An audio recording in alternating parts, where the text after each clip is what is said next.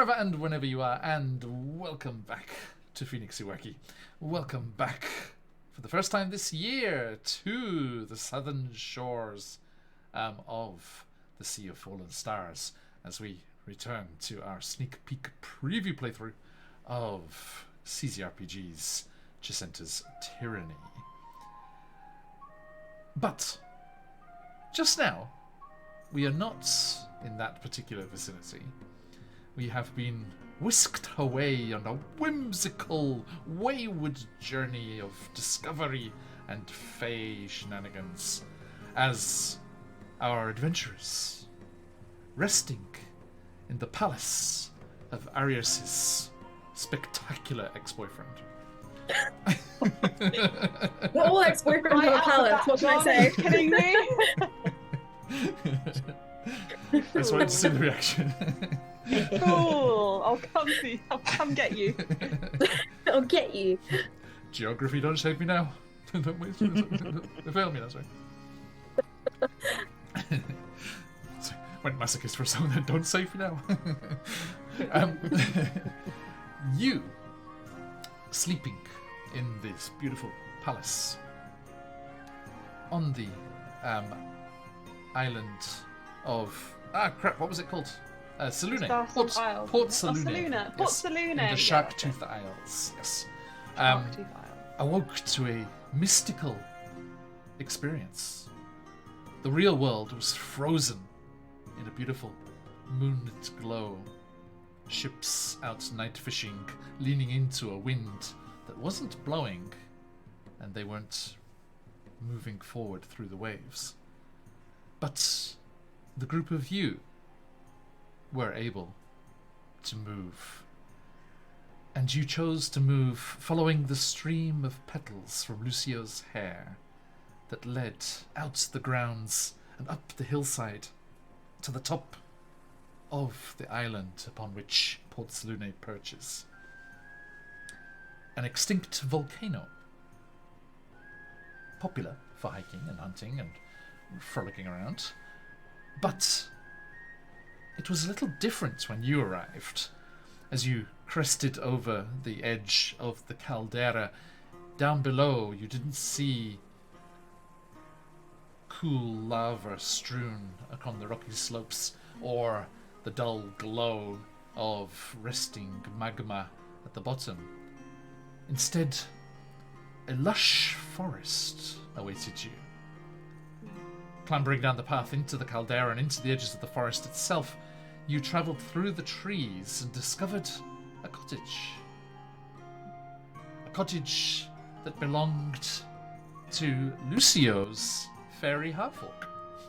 Yeah. Known as Baba Roda. She revealed herself to be connected to Lucio's fey world past, but had been blocked and forbidden from having any dalliances or influence or effect on Lucio's life until, on a whim, as the Fae like to do, a clause was added that should Lucio find something they truly want to stay in the material plane for, as opposed to being recalled to the Feywild as the contract they are under calls for, it was said that if they found something worth remaining for in the material plane, then Barbaroda could experience and that's what I'm looking for. Interact with Lucio. And it was the evening before,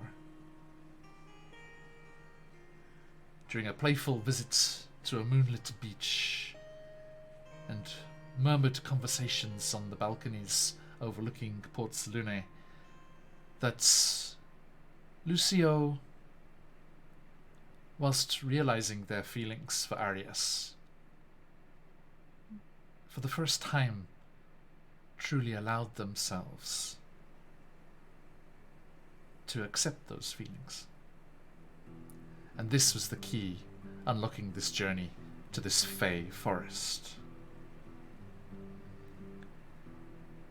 Barbaroda told Lucio a great many things, but in thanks for these brave adventurers dealing with a fey pest in the garden, some nasty little earth elemental fey type things, which they very creatively got rid of and cleared out, they were shown a vision of Lucio's green road, a path that Lucio needs to take through this fey forest so that they may meet the maidens of the forest, guardians of the power that rules over this entire fey realm, and its natural equivalent on the material plane, one of the great forests in Chessenta. They are in search of the mythical titan of the forest, known as the Leshy. They were shown the way through, and how they would journey along the green road to an open meadow where they would be able to summon the maidens by playing music or singing a song. Barbaroda, once they returned to their physical forms, also gave them a loaf of bread as an offering to the Leshy. And with this information and the offerings needed, they set out, leaving the cottage into the front yard and to the edge of the clearing, where, much like behind me, a winding path, the green road, stretched ahead between the previously tightly knit trees. And Lucio, you stand there with Barbaroda's advice echoing in your ears. The chance to consult with this mighty fey entity.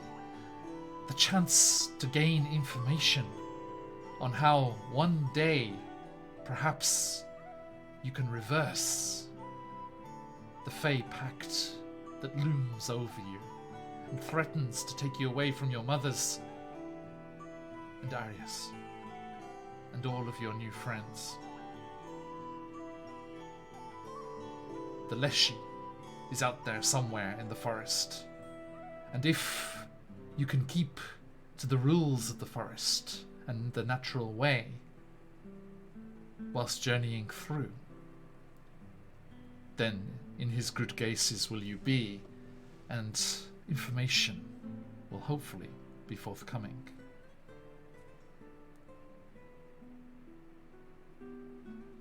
You stride forward along the green road, the four of you, as you turn, realizing Amenhotep is not with you. And you see him standing, hands up, almost like a mime, an invisible barrier across the entrance to the green road. And Barbaroda stands behind Amenhotep. I'm sorry, dear. This is a place, a realization of all things natural and the cycle of life.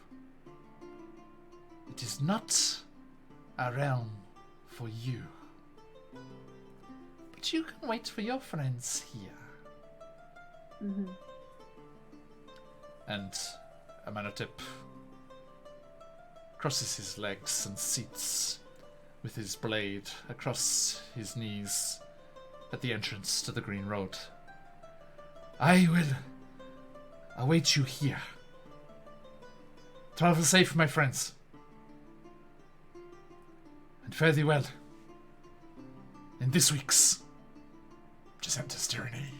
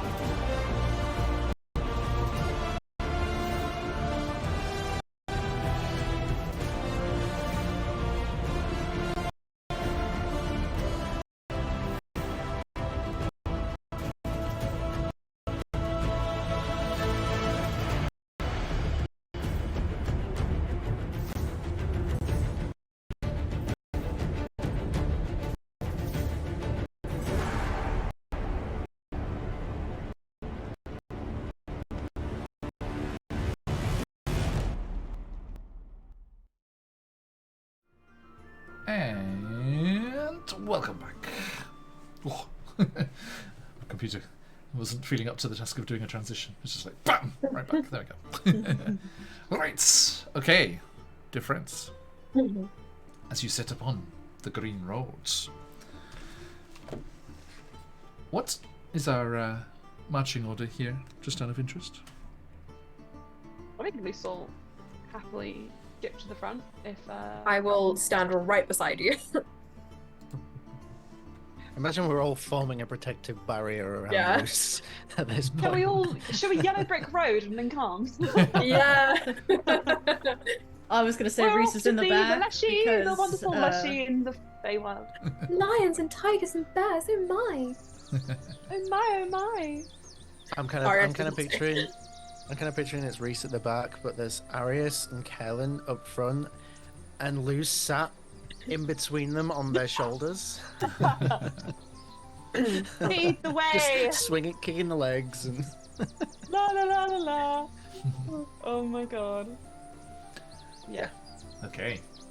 So, as you go into the forest, the sounds of life just flood in around you. This place is clearly teeming with all forms of life. You see oversized, colourful butterflies flittering between the trunks of the trees, and birds dipping in and out of the foliage and moving through the forest as well. Patch, thank you for that. 3 years on the nose. Look at that. I didn't realize it was 3 years. 36 months. Holy shit. Wait, yeah. what's 3 years? 36 months of subscribing. Well So- done. Aw. It's 3 years since Oh our my little God, journey it feels together like it began. was just yesterday. Amazing. Fixing up. Is that a self-inflicted spin of the wheel of shenanigans? Always. Okay, I remind you, you already have 2 crystals from spin last time. I do. Yeah. Okay. Spin, spin, spin. How's that wheel doing? Sorry, my internet has been a wee bit clunky. Come on. Yeah, there it is. Spin, spin, spin. Karen Sturgrove, Dreamweaver, Wizard Cleric. Balance. Lick. Balance in all things. A disadvantage crystal. Hey, let's go. Yeah. Beautiful ruby red. I mean, no. No. Okay, there we go. At least Umbly's not here. I think can be. Yeah. For now. Makes You notes. tempted fate. Make Umberly here. I can't believe it. Yeah, do it. Bring her. Let's have a talk. Ooh. Dear friends, would you like a refresher on the rules of the forest? I wrote them. Hang Written on. down. Hang on. I also wrote them down. down. Yeah. Excellent. Look at these guys. We must follow the rules. Excuse me, I'll say this in character then. Everybody, don't forget. Mhm. We must follow the rules of the forest, he says while he eats the red loaf offering that the half-orc gave him. Number 1, we must respect the hunter or the prey. You will never be judged for killing out of hunger or self-defense. I'll take another I bite of agree. bread. Nurture, do not destroy. If you must fell a tree, plant a new one. Never take more than you need or squander nature's gifts. And follow the great cycle in everything that you do. Look at that. Fantastic. Okay, Or something like that. so as Lucio regales you once more with Barbaroda's wisdom for making a good impression in the forest. This bread is so yummy. You're eating your offering to the Leshy? One bite. One bite can't hurt. I think it's yummy. It's funny. I feel like Luke would. I'm gonna snatch it out of your hands. No. For some reason, Okay, a low hanging branch that wasn't there before just clocks Lucio in the forehead. No. If Arius steals it away, then he won't eat it. He's not letting loose squander this chance. He snatches it away and is like, absolutely not. Sorry. My mistake. Lucio, as you set off upon your green road here through the trees, you do ponder something. Mm-hmm. Now that you're kind of over the experience of meeting Barbaroda and figuring out just what is happening here. It's alarming that the Leshy is here and not looking over their material plane forest in Chessenta. These creatures, you know, whilst they remain hidden, they do guard over these vast natural swaths of woodland. I get the impression something must be wrong, potentially. I'll chop down this forest. Can I make a history check to see if in my, like, my parents were obviously very, like, I imagine from the town that they're from, being a small town, close, like, connected to sea and, like, nature, that they would have a lot of folk tales. Can I just see if there's any history I can recall about Leshies outside of what I've learned? Please do. That will be... History. 15. 15? Okay. You remember stories of the... You remember there's that massive kind of half almost mangrove swamp land to the south of where your mothers live and where you were raised, that has this huge population of were-crocodiles.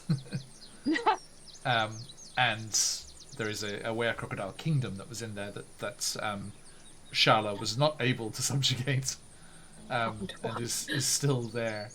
And you heard stories of titans of the forest, but the description of them was more akin to their surroundings. They were more more of like a aerobics, more of like a I'm trying to think of the vibes, because basically if you think of this area almost, you know, with this kind of Eastern European kind of vibe going on here, that's we've come from Greece to like Romania, right. And we're having a great time. Yes. Shout outs to Yellow Madhouse, who are the publishers of the fantastic adventure The Devil's Breach, which this little side quest is from. Beautiful. Side quest? You mean the seismic shift as my character inspired? No, just, everything counts. Everything counts. Yeah. I think Luce would maybe think on that. But so let me just finish that thought. Sorry. Yes. No, it's okay. So the swampy kind of like where crocodile spot up north is more of a kind of bayou, almost like voodoo witch kind of vibe, as opposed to the Barbaroda style of spellcasters. But there is a similar cousin relationship, if you will, between them. And you have heard of creatures such as the Leshy. And again, that's what alarms you. That's, you know, they are not looking over their home turf. So I think I would just say to the others, don't you think it's odd that this is here? Trees. Well, we are in a volcano. I didn't, even though I was in somewhat of a trance on the way here, I was aware enough to tell the route and enough to know that this is not a natural place for a phase spring to be like this. I don't know enough about Fey vegetation to tell you if this is normal or not. I think I will grow some various Fey flowers and such in my hair and describe all of them and their properties. You see it just go through his head. You see like the scientific names just pass over his eyes and he just glazes over his eyes. Okay. I mean, it's all rather... It's worth a try. It's all rather beautiful, yes. Normal? I wouldn't know. This is far beyond my purview, but Same. But it is I good just to wonder. know. Reese, apologies. This disadvantage crystal was brought to you by a random roll. Oh. Oh. That was such a disgruntled noise. Oh. Can I give one of my blue crystals to Reese? No. No. That's fine. I was just gonna say, I tried. Rune Brass Axe. Oh my god. I will take this Another name on in Kellen's stride, list. Broom and breast. with any luck, it will be 2 nat 20s. The broom breast. We need all the help Knowing against you, aliens Aiden. rolls possible. Yeah. This is good. This Permanent disadvantage. is good. I My think own- that I My would. own Ali Beasley. Yeah.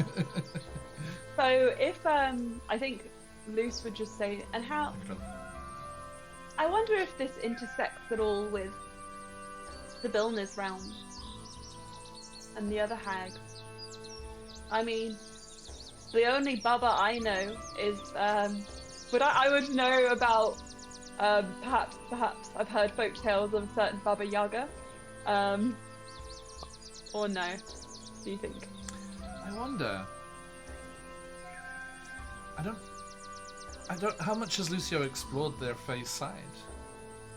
The Fae. I mean, I connections? think he's repressed it, but obviously he's only been exposed. He's been exposed to like, you know, the usual kind of like generic folk tales that you would expect. Yeah. I don't think maybe he's super versed, so maybe he doesn't know anything like that. I think. Although I don't know. We did canonize that awesome library in your mother's house. That's true. Okay, so maybe from working with Aurelia when he was younger, he would have come across a few bubbers then. Yeah. I once knew a terrific bard by the name of Bubba O'Reilly. Fantastic Bubba singer. O'Reilly? Wow. Sorry. I get the reference. Sorry. It's a song by The Who. I see. Yeah, I love it. There she is, Aurelia in all her glory. Beautiful. Yay. So beautiful.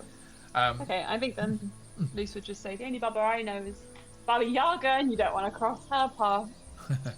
yes, definitely as the mother of all hags, she is definitely spoken of in folk tales and that kind of book if you had access to it, which you did.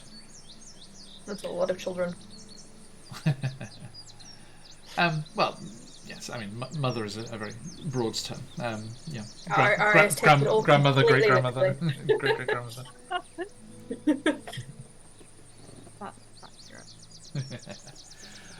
Okay, so as you pondering the rules of nature and the connections and the reasons, perhaps, as Leshy being here and away from the material forests, make your way down through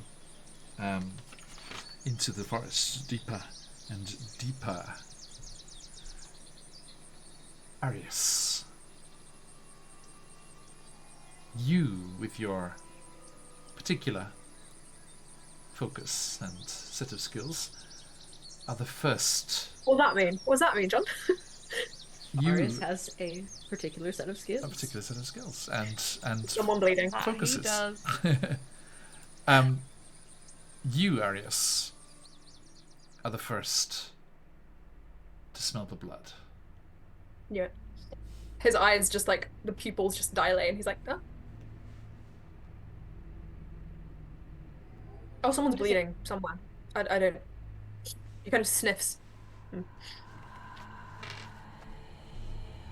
Perhaps someone's hunting. Then we should respect the hunt. Respect the hunt. That was the rule, right? Right? Are we the prey? It's Well, not our let's find blood. out. That was what I was going to say. Not Shall yet. we keep walking? Or should we perhaps proceed quietly just in case? Take things a bit slower, quieter, perhaps. John, we can I sense how much blood is in the air? Not. It's like. Well, give me an insight check. Okay. Blood is in the air. Blood is in the air. Met her on the dance floor. 16. Nice. With your knowledge of various things in this ballpark, Oh shit, boy. you think something is injured, not butchered. He considers this information as they walk. Look, normally I wouldn't stop, but you guys, you have like the bleeding hearts, haha, no pun intended, but someone seems to be injured. Not slaughtered. I know you care a bit, Ari. Arius, Luce, and Reese. Actually, are my numbers still correct here? What's everyone's passive perception?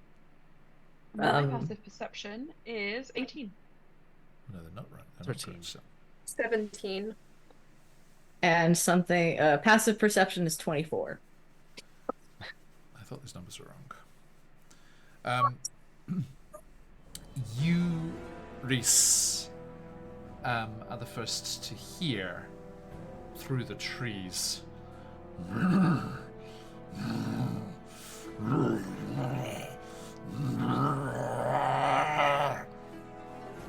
As a struggling and pained sounding growl comes through.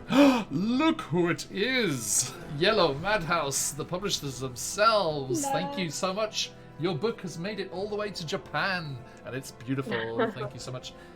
We're gonna play the full thing at some point in the future, but just for now, we're dipping into the journey from Baba Roda's cottage along the Green Road on a little side thing here.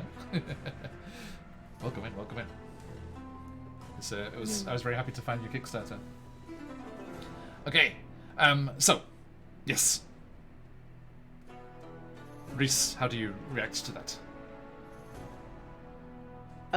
Yeah, Reese is going to kind of signal everybody to like quiet and attempt to hide or stealth in some fashion.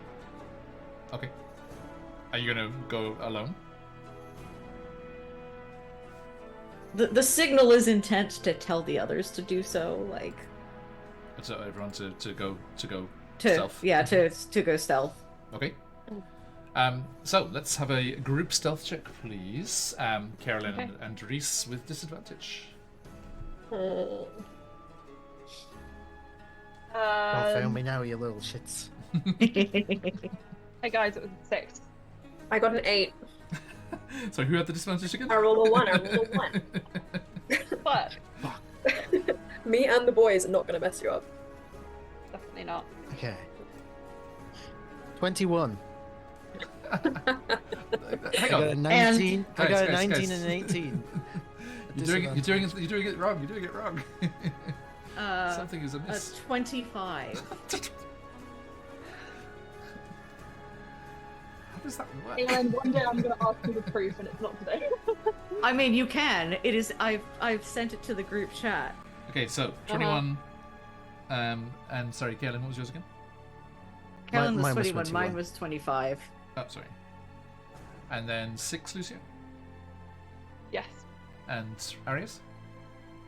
8. Arius starts complaining that he's blue and he's not made to camouflage in this environment. That's amazing. Two rolls below 8, and you still come out with an average of 15. Which was Okay. the lower of my 2 rolls. So, you managed to. Does this mean Lucio and Arius are giggling to each other? Wait. Tackle. Or is Arius kind of gone Beavis and it's like blood.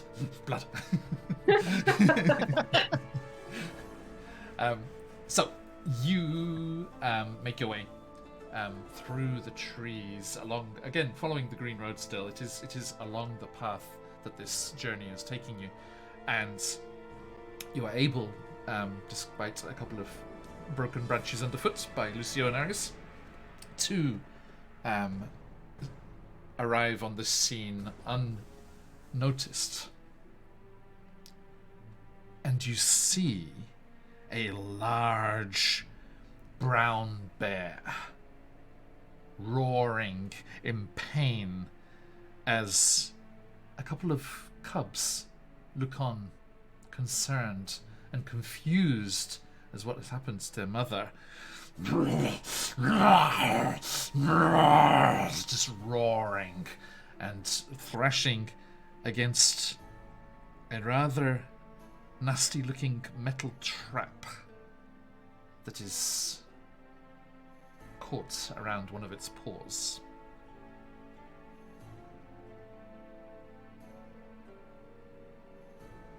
Oh. It is unaware of your presence. I don't think this looks like a very much a hunted sort of thing. Also, whenever something has babies, I've learned if you approach them and they think you're a threat, you might die. Yes, I quite like being alive at the moment. Lucio, your mind also goes back to that rule that Barbaroda said about everything having a fair chance to defend itself.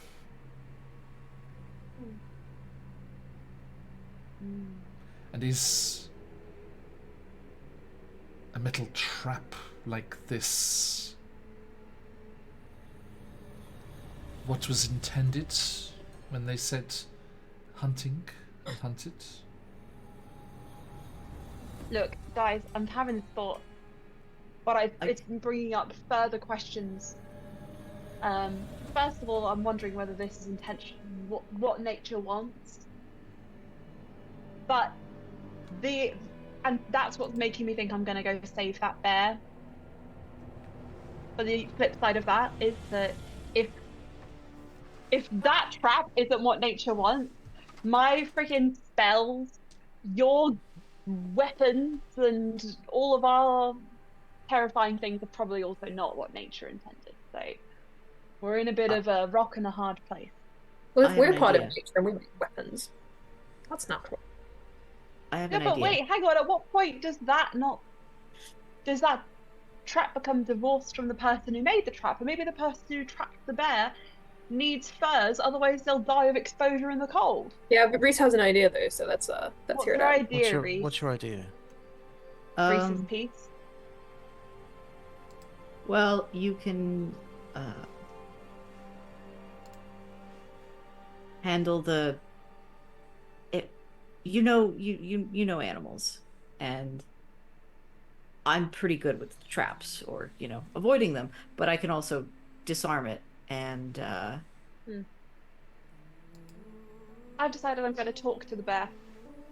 if I can disarm it and you keep the bear calm, we can maybe I don't get my head bit off. When the bear eats I everyone. cast Speak with Animal on myself, John. Excellent. I'll be right back, guys. Well, then. I'm following Luce from a sneaky distance. Don't mind my green friend who is made of stone. They are a natural part of this forest, just like myself. Look, I am similar to you. I speak bear. The cubs scamper into the undergrowth. Okay, yeah, they have good survival instinct. Oh shit, leg it, go! Hey, Yeah, go, quick, they hide! Let's go. And Hi, guys. Hi. I'm the savior parent. Hi. just, imagine Hi. imagine what your cats would say if you caught them doing trouble and you could actually hear what they were saying. It's like, gosh, shit, run, go. Oh, run! Every day. Yes, I found Every us. day. Yes. They do something. Yes. They do something for it. I don't remember teaching you those swears. Uh-huh.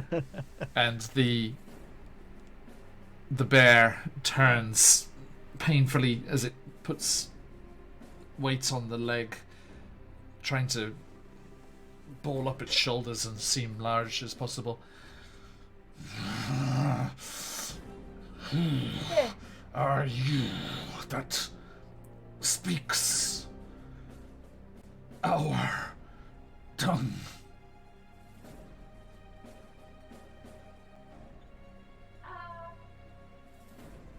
My name is Lucio Lucernus. I'm the Bear Whisperer, speaker of grizzlies and all things black, brown, and sun. You hear Arya smack his face. I have been ordained Did- ever since a child to speak to animals and make sure everyone is happy and safe and fine. Did you set this And they kind of raise No, their I was paw. hoping you could tell me if the manner in which you were trapped and why. Are you being hunted? This coward's device was hidden amongst the loam. Well, technically, I'm not supposed to come between predator and prey, but if you can give me a good reason, I might be able to take that thing off for you and set you free. This is no predator's move. Okay. This is a trick, Okay. a debased It's really convincing. attack. And if it is not removed, how shall I look after my cubs? How shall the gosh, you're cycle so right. continue? Oh, yeah, okay, cool. Guys, it's good. It's good. I'm gonna release it. Reese, you should just do it. They're not gonna hurt you. Please don't hurt my friend. We're gonna set you free. I trust you implicitly. Can I do an insight check really quickly just to make sure I trust them implicitly?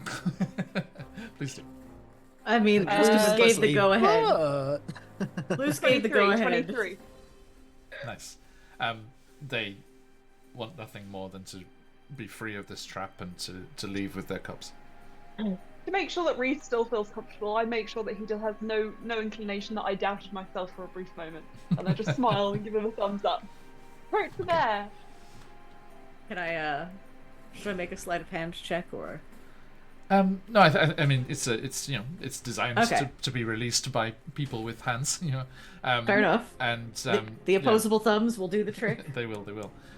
You have a look at it as the bear winces and holds their paw forward, and you see how it is to be released, and flick the mechanism, and the trap springs open again. It's just the pain of the release floods through the bear, but it bows its head. My thanks. May. If you don't mind me asking. I'm sorry? Do you know? Who set the trap? Do you know? I do not. But Okay. beware. They must still be about these woods. Okay. I'm gonna keep this and return it to them. Seems like a threat. Appreciate it. While all this is going on, Kellen is looking around, trying to see if there's anyone closing in on us. Okay. Is this a trap within a trap? Give me a perception check. I'm gonna use a crystal. Please do. So I gotta use those. This is important. That is perception. That's an 18. Nice. You do not hear or perceive anything threatening. The sounds of the forest, the bird song and things have gone quiet as the growls of this bear have frightened away smaller creatures. But Okay. there's no sign of hunters nearby. I have a small question. Yes. Would it be outside the rules of nature to heal the bear? You don't think so? No. Okay, cool. I would like to cast Cure Wounds on the bear. Okay. What does your magic look like as you heal the paw of this creature? So you would see just kind of like, essentially looks like the shadow of a cat kind of cross over, and then these shadows kind of come up and wrap around the bear's leg, and it's healed. It looks startled at first, but then realizes what's happening and waits. And It takes 10 HP back because I rolled really nice. nice. The bear lowers its head towards you, Reese, and turns Lucio and says to you, "May our journeys onward be safe."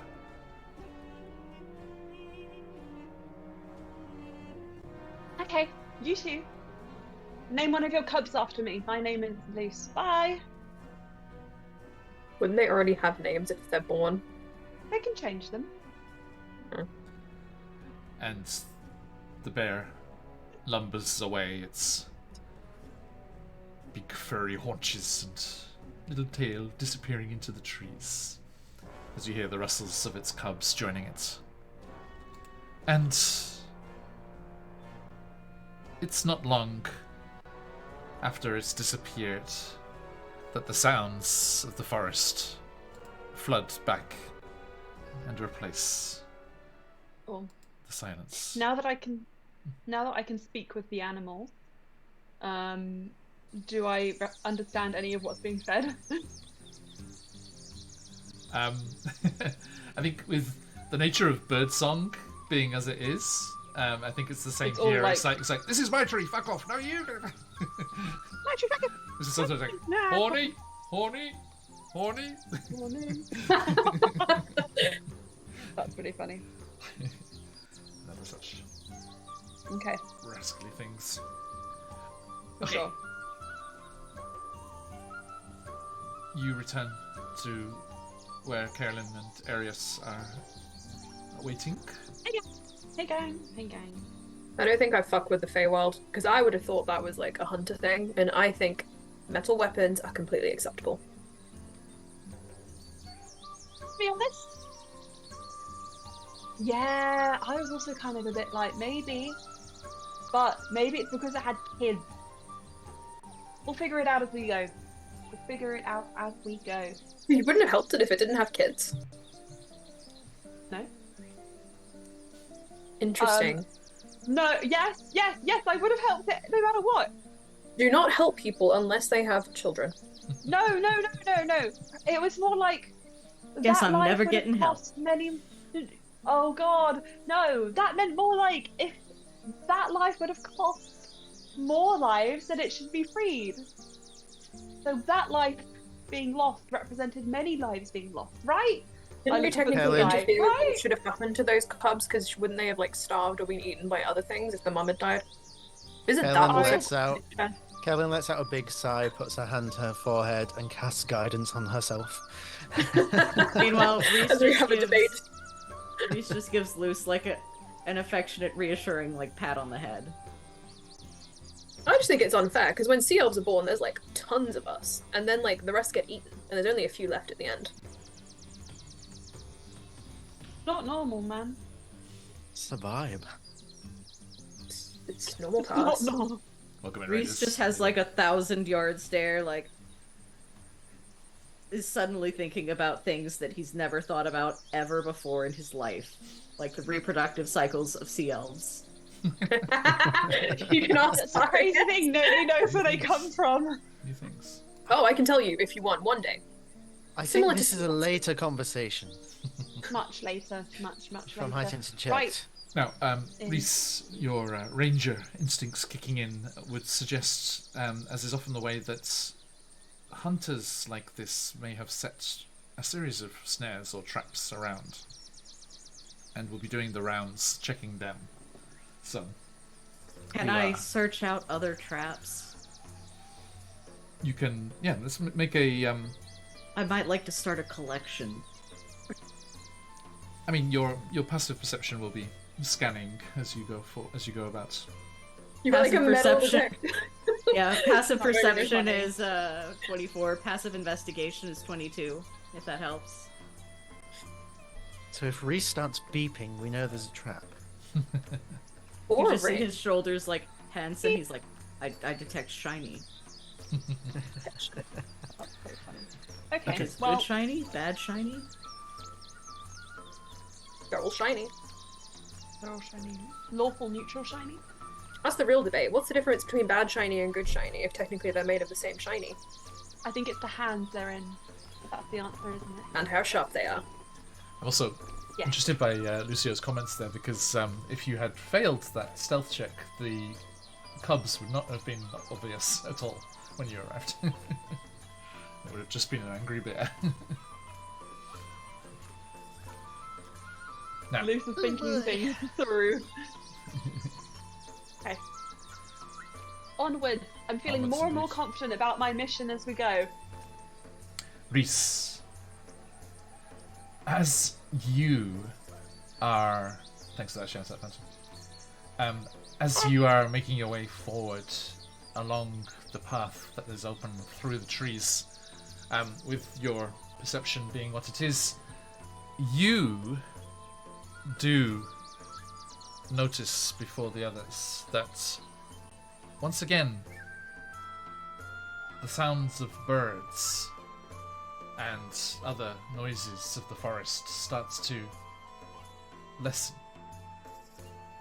and you're the first to notice they are replaced with distant, gruff conversation. Although you can't make out the words at the moment. Reese is gonna like halt the group and just again signal like, hey, maybe we should start stealthing again because I hear something. So if they have children, we save them. If they don't, we kill them. You know what? Yeah, okay. Understood. So, again, as a group, 10. Oh, okay. Hold on. I'm rolling really shit today. I oh my also God. rolled a 10, 12. Oh, yeah. Oh, but you at least had something to add to it. Are you not 18. stealthy at all? I've got a +4. Reese, I got a +2. 25 again. I rolled another 15. nice. Okay, for an average of 16, you carry on along through the trees at the edge of the green road, and you are not noticed by the group that you come across. And you see why this bear had been as yet undiscovered, as the trappers were clearly distracted and busy elsewhere. What are they You- distracted by? Come across a group of rough-looking, bald-headed, scraggly shaven kind of fellows in kind of dirty cottons and leathers stained by many days and rough times out in the forests and the wilds. And They don't have children, they're too ugly. they are manhandling a couple of creatures into wooden cages. A couple of creatures that look like this. Oh my God. Oh no, are they cute? Don't tell me they're cute. Either they're really cute, or Wait for they it. Come are on, roll 20. deceptively cute. Okay, maybe I'll do this anyway. Boop. Oh no! Poking through me, by the way. Oh my God. Okay. Loose burst from the undergrowth. Wow. God, That's a it's bold like move, okay. Stitch with a wig. I'll give everyone a split now- second if they want to try and stop me. Lucio, give me a history check. Okay. You're not going to be happy with this, John. 4. Okay. You have not heard of these creatures, I'm afraid. Oh my God, these are the devil spawn of Baal himself, with their cute big black eyes. It's like and that their little new fluffy Doctor Who heads. episode with the meat, Yeah. which Yeah. is the cutest thing ever, but actually wants to destroy the universe. That's as far Oh, as I've it's so got. That's funny. the most recent one I've watched. I'm slowly catching Yeah, up me to too. the new one. You know, we actually started doing that as well. We'll see how far we The get. meat. The meat. Okay. I'll give everyone, because it's not fair if I just say, I declare I jump out and break stealth. I will give everyone a split second to say something. You've got to convince me otherwise. There's something fun cracking. I'll grab you round the waist if I think you're gonna jump. Does someone stop Lucio? I'll stop Lucio, yeah. Okay, does Lucio shouts like that? Because that would have the same effect. I like kick my legs like a cat and say nothing. Don't just save things because they're cute, Luce. You only save me because I'm cute. I mean, No, I tried to eat you when I first met you. That's true. Oh, you don't think I'm cute. You became cute. could we roll an intelligence or wisdom-based check to compare this to the rules to see if we can assess this situation from the outside. Sure. I don't live by rules. I don't like them. Every instinct is telling me to break them or find weird loopholes. What kind of check would this be? Insight? Insight. I think, I like yeah. that check. How's a 14 for insight? Okay. You think that the creatures look very disturbed and very, unhappy that they're being captured. They're not docile at all. They're struggling against it, and this doesn't look like they're being captured for food or anything. There's nothing. Okay, this looks like poaching, is what I was kind of had in my brain. Yeah, it looks like they're kind of being captured as like exotic pets. Luce, I think this is actually a perfect time for chaos. Okay, I've got the fox's, the fortune favor, Yes. the one that buys me extra time. Yes. I'm going to just clutch that. I'm going to say, the Bilner. I can't remember the name of the fox guy. Reynard. What's his name? Reynard. Reynard. If you guys can see me now, I'm about to fuck these guys right up. For no reason other than I can. So you're gonna unleash a wild magic surge on them? Yes. Yes, please. Okay. Yeah. Please roll me a D100. Oh. This is a magic item gifted to Lucio by an archfey.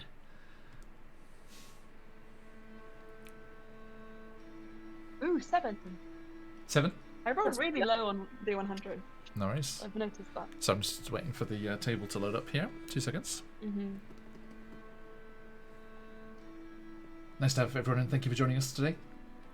We are in a fey forest in search of a almighty being known as a Leshy, so that Lucio might gain some insights into how to escape their fey contract that will see them torn away from the material plane and back into the Feywilds. Okay, Arius. Oh. You What? grasp hold of Lucio before they leap out into the clearing and kind of clasp around their mouth, stop them shouting and giving away your position. Lucio, you're just incensed by this injustice, this clear trespass against what is going on here. You just feel They're just so cute. They that have to pressure. live. You feel that pressure building up, and the 2 small creatures wink out of existence as your fear and concern and aggression towards these poachers unleashes itself. And remember, you caused a wild magic surge to happen on them, right? This isn't Right. you experienced a wild magic surge. A 7 on the old school original wild magic surge table is a 3rd level fireball centered on them. Get it, Luce, get it. I No, have a I feeling killed we get a them. fireball. I killed them, Reese. I killed. Sorry, that the was me cute as a player. War crimes are being committed at this table. It's not the worst one we've had. Also, I thought you True. said they vanished, like they disappeared from sight. Did they blink? No, The they two- are like the two- disintegrated into ash, Aelin. I So- have been. I fucking My think. brain did not process that. I'm sorry. Fucking cow. John. Right, okay. So, Lucy sees this happen. His jaw just dropped. Ari's I take burst the out fuck out of laughing. my- I'm sorry. It's not funny, but he thinks it's hilarious. Reese looks so confused. Like, what just happened? I blinked and everything. What? What just happened?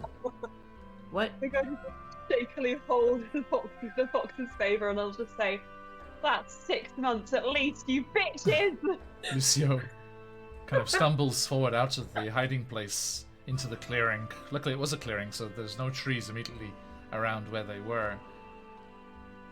There are 3 dead poachers, and the charred remains of the wooden cages.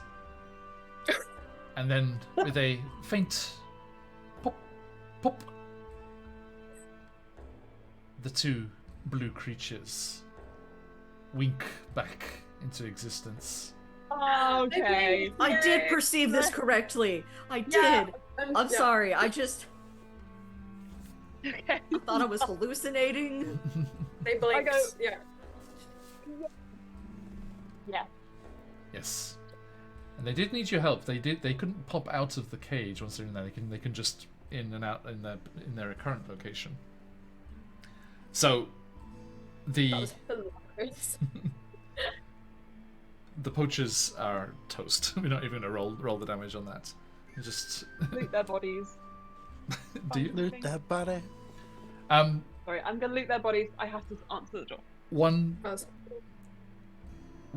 Someone tell Emma later. One of them, which seemed to be the leader, had a pouch with some gold.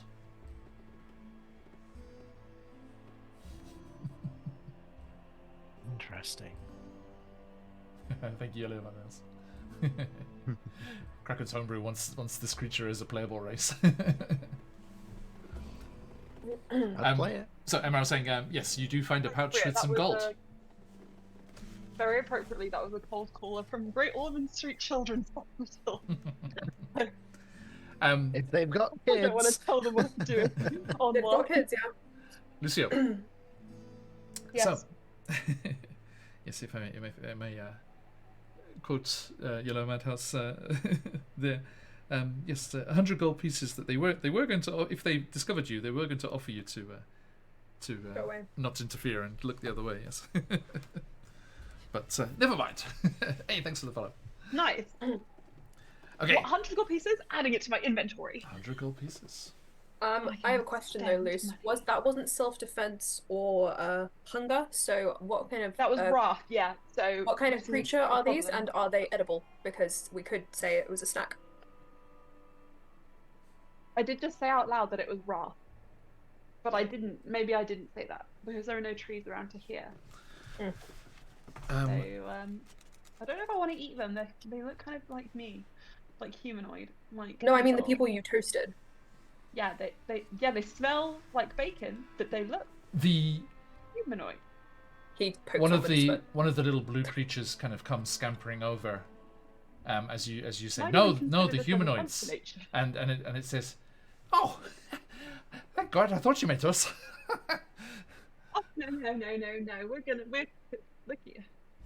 I just think it's- eating them and might it's- actually be more of an affront to nature than It's- leaving them. To It's burn, speaking. but It's speaking common. Oh. maybe we give them to the bear to eat. I'm I sorry. was gonna say the bear. Are you still talking about them? Yeah. Yeah. Yeah. Oh, thank God. You've got to stop doing that. Please be more specific. Also, hello. Who are you? And nice to meet you. That. And you? We are a couple of the Vrokin. Oh, what? The Vrokin. What is that, Luce? Oh, well, that is. What is that? That was a 4 on your history check if memory serves. Luce does not. They are little gnomes, aren't you? Little gnomes. We certainly are not. No, we're not half as good as brewing, unfortunately. I just guess. Not as good as dark magic as gnomes are, I assume. Are they? Don't know. Right, well, thank you. Can I trust you guys to find a way to repurpose these bodies for the good of all? Maybe we could spread their ashes on some trees to give them nutrients to grow. We could feed them to the bears. Arius could have some human jerky, and I could process that later mentally. Oh, I have so much to tell you. Yeah. Okay. I should say, which of you was it that saved us? Me, hi. Oh, well, it's an absolute pleasure. I have to say, I am rather indebted to you. If I might return the favor. I'm not being poached, though. Oh no! Well, actually. It's not. No, nothing like that. I was merely hoping that. Well, you looked after us and watched over us in our time of need, and well, we, the Vorkin, are uniquely. What's the word I'm looking for? Tasty. Adorable? Able to. No. Oh, thank you very much. You're quite No, the looker yourself. We are uniquely able to, watch over you when you're resting and the like. You can bestow some boons, can you? In a manner of speaking, I don't like people watching over me when I'm sleeping. Oh, no. Watching out for danger and such like, Oh. Got no interest in a big blue snoring thing. Touche. Aren't they blue as well? He just... I said big and blue. Oh, not little and blue then. No, little blue things are cute. I think big blue things are cute. So do I. So, what do you say? You're being... You're a Lateran, aren't you? Oh, right, fine. Ignore me. No. What did you say? I missed it. I said Ignore me then. you're a Lateran, aren't you not?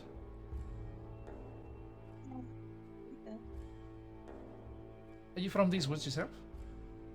We were just travelling through. No. We're not from No, I'm around from here. somewhere else. Oh, likewise. Yeah. Where are you headed? I'd be fascinated to see.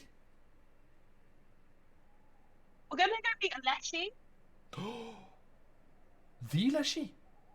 Do I've they heard- know the way? I've heard it's You know the way. well, the forest has shown you your own way. The green road awaits you. It does indeed. Await me. Yes. Right. Might we join you and, as I say, look after you? Oh, yeah. Hell yeah. You know what? I'm going to give you guys little hats and little lanterns, and you're going to lead the way, and it's going to be so cute. Oh, just the one will be fine. And the two forms just join into one. It's just me. I was fronting a bit, I can't do that. That's neat. I can't do that either. Have you tried? Because I can't usually do it, but I found here in the forest my connection to the Fae is stronger. And Right, I'm going to do it. Ready? I try and split myself in two. Probably not. Sorry. No. It just gave me a tummy ache. And it kind of extends a Yeah, are you hungry? blue furry paw to you, Lucio. Oh. So might we be fellows on this journey? Of course, I can share with you my rations. I've got carrots. I've got raw cookie dough. I've got a bag of sugar. You sure you don't want to eat the poachers? I pull Arius aside. Arius, we need to have a real discussion because you see a lot of my friends are humanoid. So if you eat these guys, I'm gonna have to really pull into question who I'm allowed to leave you alone with when we go back. You know, like what if we ever want to dine with people and you actually think we're dining on people? Hunter and hunted. He shrugs and turns back. Now, Lucio it was, right? Yes, that's my name. Hold on to your britches. And don't be surprised. And as it grasps your hand and shakes it, there is a pulse of Fey energy that just travels between you, and you feel Yes. you hear its voice again, but this time in your mind, and the others you don't hear this. Don't worry. This is just our familial bond. Something that I'm happy to offer voluntarily, but I'm very, very against being forced into, like those nasty fellas were hoping to. And you feel this telepathic bond with this creature, and you stumble, and Arius, Kale, and Reese, you see this. Lucio stumbles as Lucio, you suddenly become able to see 60 feet into the ethereal plane. You can see this strange ghost-like ethereal grey kind of layer that's like superimposed over the rest of the forest and the trees around you. Got to turn off the sketch layer. It's a new. Okay. I look a bit high. So what's changed? Yes, the Nothing's changed yet. Dvorkin, which has voluntarily become your familiar, is sharing its Sentinel Sight ability, which is only able to do if it's within 10 feet of you. Oh, cool. Cool. And you can see invisible creatures and objects as if they were visible. Oh, cool. And 60 feet into the ethereal plane. Right. And the telepathic bond between you, Lucio, you can sense what the Dvorkin can sense if you are within a mile of each other. Okay. All right. Do you have a name, young one? Me? Or you? I've never made use of one. I've heard names can be a terrible, dangerous thing around these parts, you know. That's so true. I can't believe I've been freely giving my real name around to people. What do I look like? Well, Little Blue. It's very on the nose, Arius, but I like it. It's very accurate. Little. Could go for Tiny Blue. Little. What about Firecracker? That's your job. I don't want to take credit where it's not due. No. Well, what Right, about that's title? Luke's name. You don't like a Tiny name. What about Blue- a title? Tiny Blue's a Survivor bit of of the a. Flame, Eater of Poachers. I haven't turned myself a title by any means. No, Tiny Blue. I mean, I get the sentiment there, but it's a bit of a mouthful. So how about Baby Blue. Tibu? Tibu. Tibu. That works. Tibu works. Right. Easier to remember as well. I think I'd forget Tiny Blue. And it's again speaking common at this point, not telepathy. Forget Tiny And it just Blue. turns. Tibu works. Right. So Get 2 words, yes. the name's Tibu. Nice to meet you all. Tibu. Nice to meet you. I'm doing proper now. Right. So, don't you worry. Nothing comes sneaking up on me. If Can I try and sneak up on him? you're like he's speaking to the others, and he had been talking to you, and he just like holds up a paw. He's like, no, nothing, including you, especially you with the telepathic bond. That's Yeah. true. That's so I mean, true. you Oh my can see God, what I you're can so see. I can see what you can see. crazy. I'm looking at these lovely people and the back of my own head. Sorry, Can I see the back of my own head? My Irish Oh. slips into a bit of a Padlian sometimes. Sorry. Helen's just stood there wondering to herself, I really should make a wizard's familiar at some point. Hmm. You just hear a snort from Inky as it blows into a handkerchief. You're not a wizard's familiar, darling. You're beautiful and unique. Way beyond that. Maybe Are you you want a little saying my different. Tibu isn't beautiful or unique? Excuse me, Lucia. Lucanus, are you taking an attitude with me? Oh my God, no, it sounds like you're the one taking an attitude Mum's with mad. me. I'm joking. I never knew my mum. Anyway, we have to go get the Leshy because we need to fix you. He points at Liz. I need to be fixed. Yeah. So, with Tibu scampering along beside you, he's like, so, like I said, we're passing through the place ourselves, but we've seen bits and bobs. We were looking for a spot to have a bit of lunch, actually. Have you found it yet? Lunch. No, the bar. There's a Fey bar. I want to take you to a Fey bar. Fey bar. Fey bar. I want to take it to a Fey bar. I think Luce would say, you know what? At this stage, what harm could it do? What I'm sensing is we're going through trials as we move through this forest. So if one of those trials involves having a nice relax and drinking some mysterious wine. I thought you weren't supposed to eat things here, Oh, especially it's fruit. so good I have you guys, because if they would have just got me.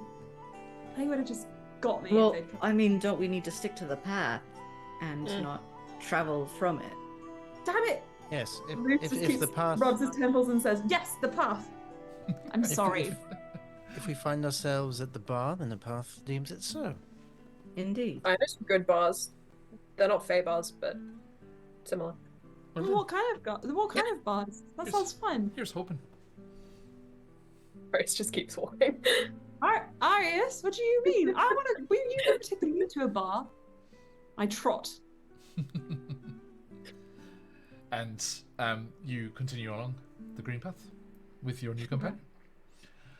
And after continuing on through the forest, you see the green road opening once again into a clearing.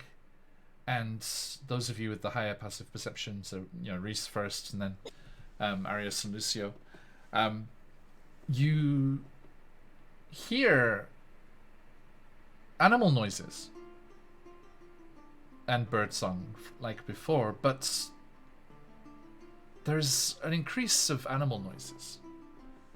And was that the clink of crockery? Yeah, we're at the Fey bar. And as you emerge from amongst the trees into this clearing, you see across the other side a gigantic tree Okay.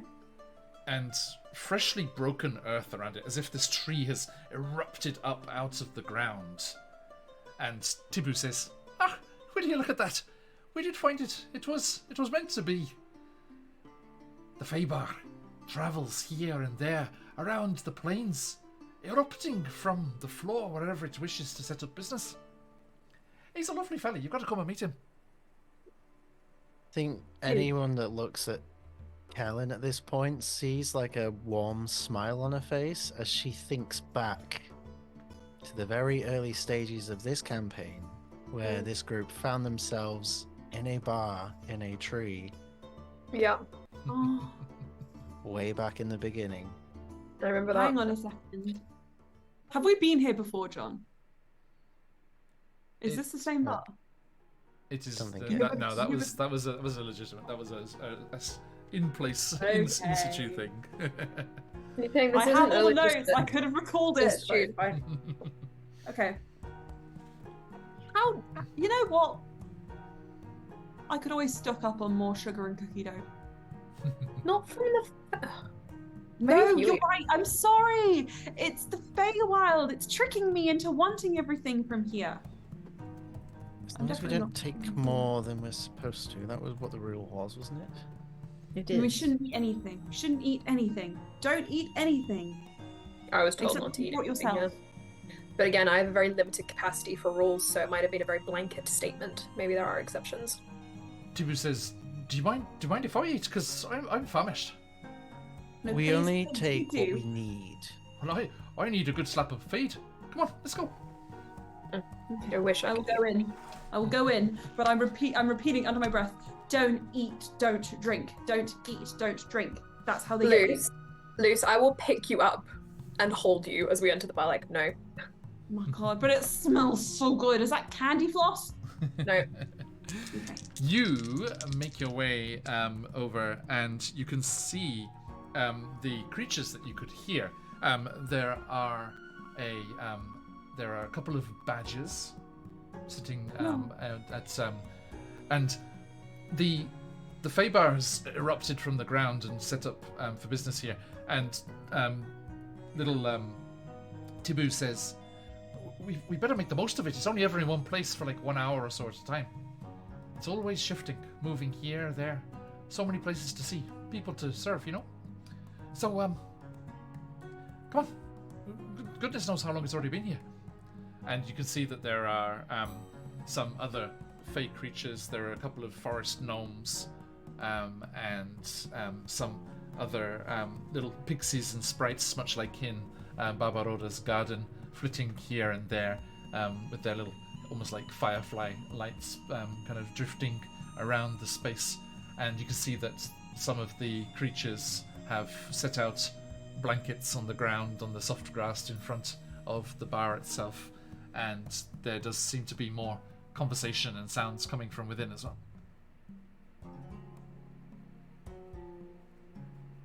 So you're heading over to the building itself? I believe so. Okay. You... Let's have a look here. You hear, just as you're about to open the door, like a peal of laughter from inside. And as you open up, there is again a bit of a waft of conversation comes over you, and you see more Fey folk gathered inside at tables and chairs inside here. And you see behind the bar there is a tall elven figure with a big tussle of kind of silvery grey hair, like up in a bun at the back, and a leather apron over a big kind of billowing sleeved like white shirt underneath, and he's leaning on the bar talking animatedly with a kind of dwarf-sized hedgehog who's perched on the stool there. And the hedgehog says, "And I said, no need to get prickly with me." And the elf's like, I love it, Eustace. Yes. Now, what will it be? Yes? And what do you have for me this time? And the hedgehog says, "I found this fascinating rock. Look at this. It's shaped just like a heart." And the elf leans in. "That is wonderful." And he takes it, and the same again. And Eustace is like, yes. And plumps down a mug of something hot and steaming. And then turns, friends! Newcomers! Oh, and a Dvorkin as well. Welcome. And the Dvorkin campus was, "Well, hello there. My friends and I, we were just, new friends to be fair. I barely got to know them, but we were just, jumping in here and trying to, find ourselves some refreshments. Well, at least I was. Have you got any of those, those good berries?" He's like, "Well, yes, I do, little Dvorkin, yes. Have you a name? Have you discovered one for yourself?" He's like, "Yes, me and the fellows here, we were having a little chat about that, and we came up with Taboo. It's new. I'm still trying to kind of settle into it." It's like, Taboo. I like that. Yes. Well, all of you are welcome. Come here. And he kind of gestures you over, and you all head through the door into the establishment. Okay, I'm in. Okay. The elven staff behind the bar says, "Well, we have a selection of teas, cocktails, and all sorts of fruits, not just good berries. What would it be?" Nope, I can't have a thing. You'll trap me here. I'm sorry? You will trap me here. Perchance the delightful flavors and things, but I'm afraid last orders will be coming up before too long, and we'll be moving on. I look at Arius and then I just go, no, I can't. In the words of many of my fellow innkeepers across the multiverse, you don't have to go home, but you can't stay here.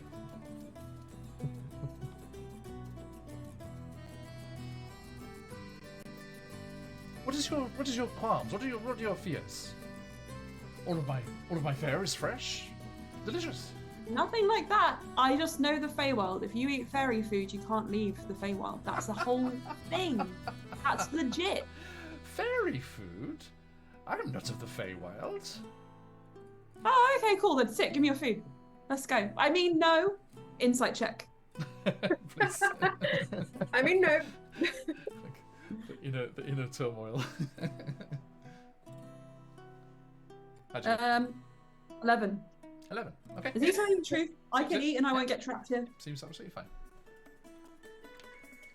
Can I make an insight check as the one safeguarding / babysitting Luce? Anyone who wants to is perfectly able to.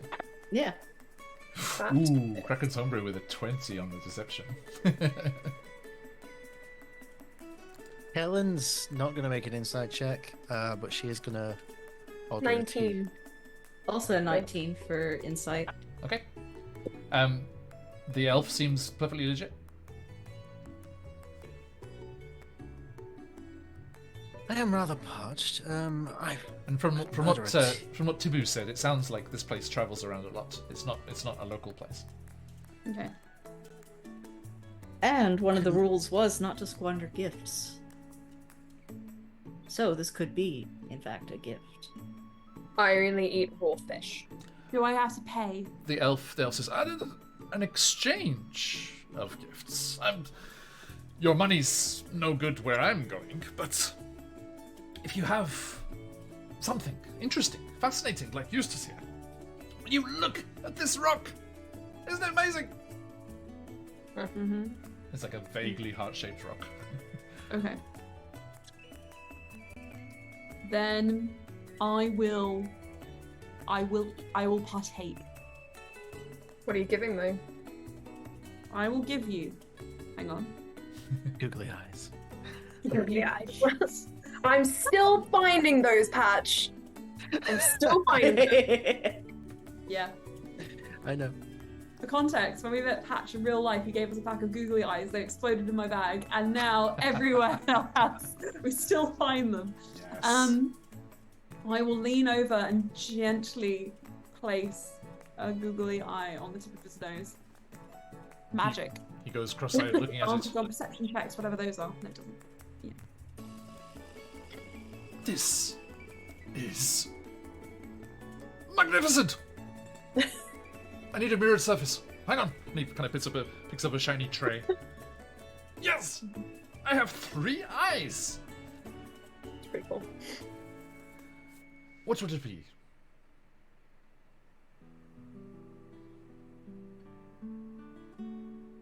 Tea? Cocktail? Fruit? Something really sweet. Give me a toothache. Oris looks ill. Coming right up. And he starts to busy himself behind the counter. Carolyn, Yes. as you're kind of observing this exchange, you hear a voice. I say, dear lady, down here. Look down. You look down, and there is a upturned tankard. You know how, like, in some bars and stuff, they have, like, old barrels that are repurposed as tables? And they sit around it. There is an upturned tankard, so its flat base is acting as, like, the tabletop. And there are 2 toads. Like, normal-sized, like, kind of bullfrog, like, bigger-sized toads. Just sat on either side of this with an elbow kind of on the top of the tankard. Like, if my eyes serve me true, you are of the arcane persuasion?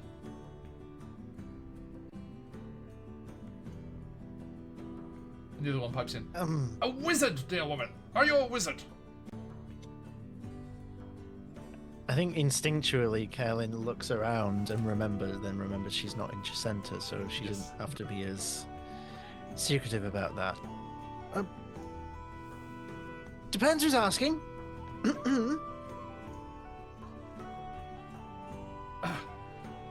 Two friends in dire need of an informed opinion. Please help Oh, us well. settle something. If there's anything that I love doing, it is giving my opinion. What do you need?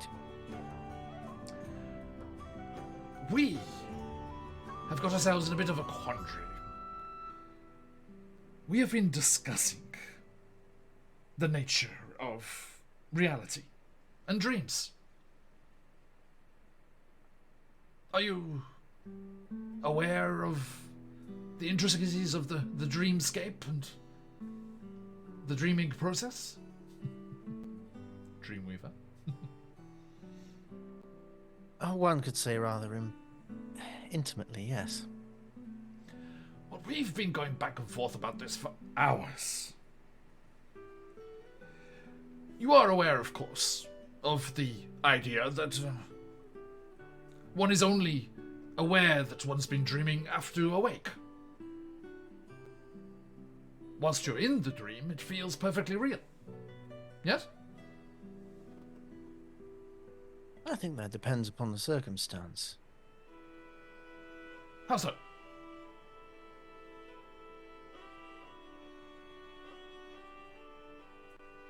She takes a few minutes before she responds, as she's thinking back into some very uncomfortable memories. There's been times where I've gone to bed at night knowing that I would have a repeated dream, one that I'd had many times before, and I indeed have. I suppose that's more of a nightmare, but dream, nightmare is the same thing. It's just a matter of perspective. And one of them says, but, and here's our concern. How can anyone be sure that this life isn't just a dream? And the other one chips in, yes, exactly. How can we be sure that an evil demon, who is as powerful as he is deceitful, isn't tricking one's senses into thinking that we're awake when we're actually perpetually asleep?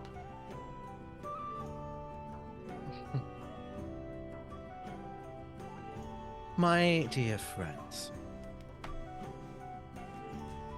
there's only one answer for that particular quandary. You don't know. You could never know. The only way to find out is to keep on going, keep on living, and then you won't find out until it's over. But may I just offer you some advice and some guidance for your thinking? If you spend your remaining life pondering the what-ifs, you miss out on everything that is. So, let the dreams be whatever they are. Concentrate on the moment. But what Weave if- your own lives and dreams however you wish.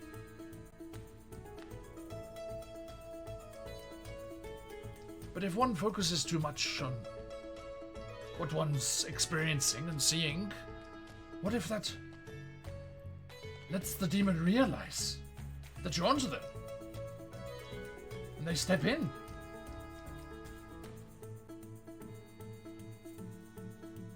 You'll just have to wing it, won't you?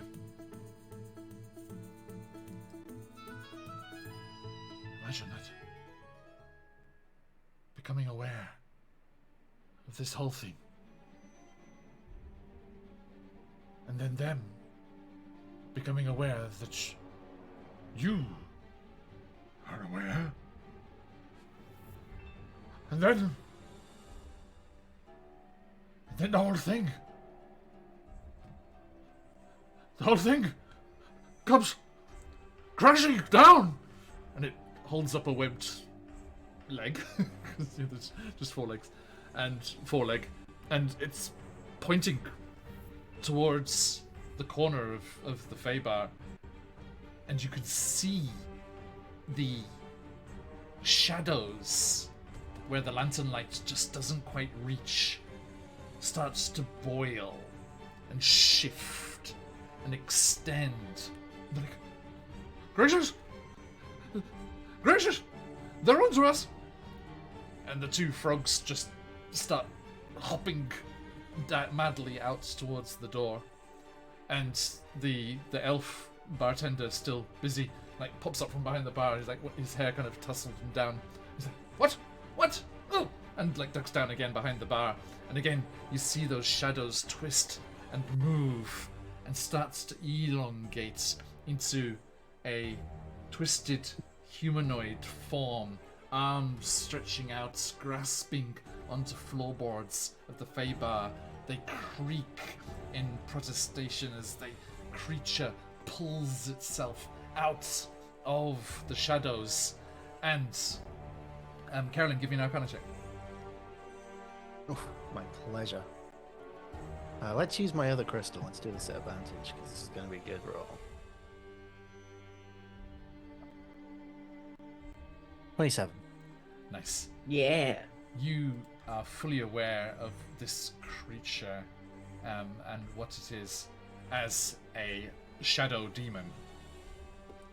A creature of the abyss itself crawls out of the dark recesses of the faintly blurry, indistinct corners of this extraplanar building and menacingly starts to grow. You see it first, and the others, you react to the reactions of other people and the elf bartender. What do you do? So, just to clarify, the first sign of this thing showing up was after they were ranting about it? Yes. Okay. So I think Helen shouts over to the group, guys, things are getting interesting, and points Good over. interesting or bad interesting? I think we're about to find out interesting. And she's gonna try something because I have a hunch. Kellen has a hunch. Okay. She concentrates her mind onto a single thought around this shadow demon. All this talk of dreams and existing in dream states, and from her perspective, she's just seen willful control of a potential dreamscape. An entity literally being wished into existence in front of her. I think So that she's Luce gonna would say, She's going to concentrate on a single thought as she looks at it and points at it. Be gone. And just see what happens. Okay. You focus and you make a connection with this entity through the Kori spirits within you, and you just feel this wave of utter enmity and just a chaotic desire to destroy everything. It grows. Lucio, you reacted before?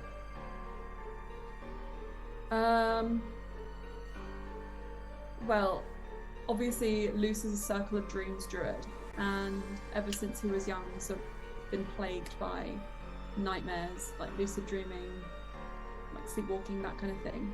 And I think if Kaelin was going to sort of like try and do anything, I think that he would just say, Kaelin, you can't control these things, you just have to ignore them because they're not real. Do you go up next to Kaelin and say that? Yeah, they'll go away if you don't look at it. And funnily enough, that's what you choose to say. Lucio, as you step forward from behind where Kaelin, kind of Kaelin was in front of you, and with your kind of diminutive form, you weren't immediately visible. As you step next to Kaelin and into sight, the shadow demon, the first ever creature of its type that you've come across, you haven't had any dealings with any demonic presences before, I've seen worse. recoils from you, Lucio. Draws itself up bows deeply and draws back into the shadows of the corner and disappears.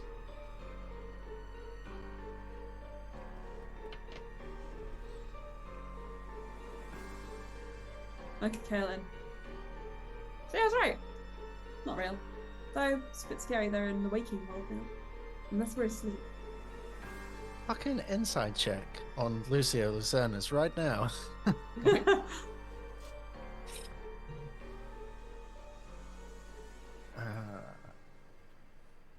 21. Lucio, would you like to make a check that can be either persuasion or deception, as is fitting? You don't have to say which it is.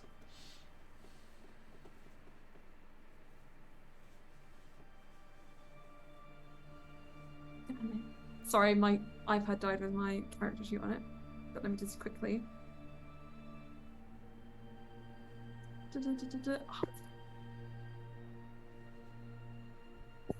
It is Easier. Thanks for the fellas, 16. everybody. 16. Okay. You are either unable to convince Kaelin or unable to lie to Kaelin. Please respond respectively. Can Kaelin repeat what you asked? It was just an insight check into, Insight check. into Then I your just think reaction he'll to this just- happening. I think that he won't say anything then. He'll just smile and.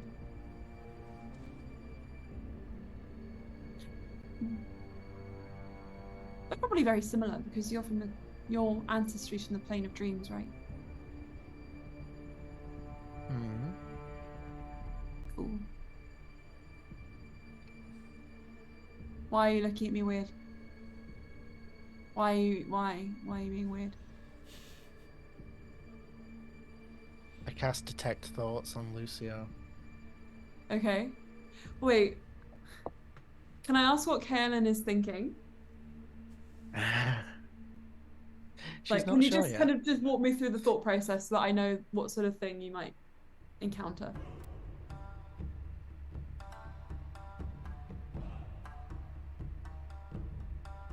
The whole time we've been here, she's been trying to mull over that, like, what, like, you know, this whole situation. Now, yes, we're in this place. We're going to go see this magical thing.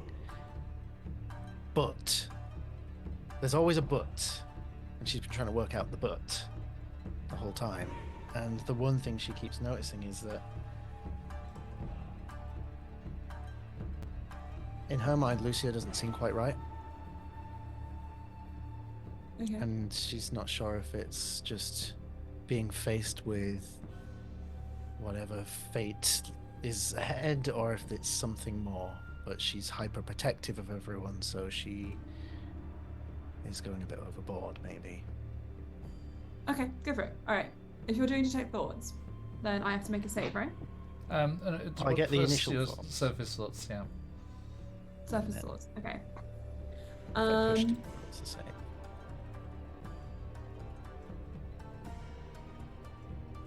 Surface thoughts. I think if you encounter like the level of his mind, you kind of remember how this whole thing started whilst they were all asleep, and Luce being in a Circle of Dreams druid, you encounter the belief that he thinks they're not physically here.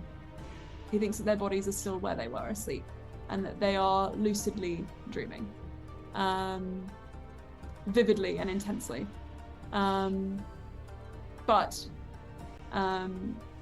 there's also sort of a little bit of doubt there, perhaps when it comes to things that particularly pertain to his fate. So he's being careful, but if it's something he recognizes, like a nightmare or a forest or something like that he knows is less scary to him in a way than the uncertainty of his own future and his friend's safety, there's not so much fear or hesitation. But if you want to probe deeper than that and learn more, you can. I don't know what. I don't know. I don't know if you want to. It's up to you.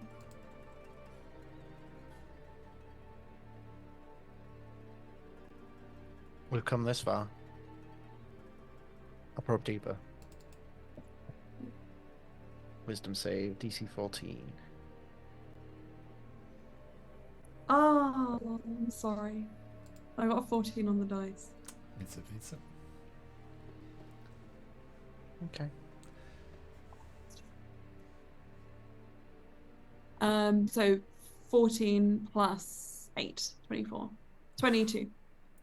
I think Carolyn's psychic probing meets Nah. the mental equivalent of a forest like this. But no green road for you. And Lucy, you're aware that Carolyn tried. Why don't you trust me? It's not about trust. I trust you implicitly. I trust all of you implicitly. I'm worried about you, Luce.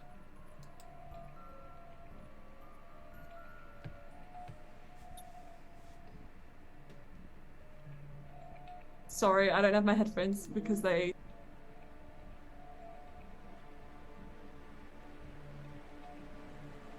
Okay. Sorry, I just had to wait until the door was... I think that Luce would say... What would he say to you? Let's have a drink then. If my theory is right and this is all a dream and I'm to trust this bartender, then what harm could it really do?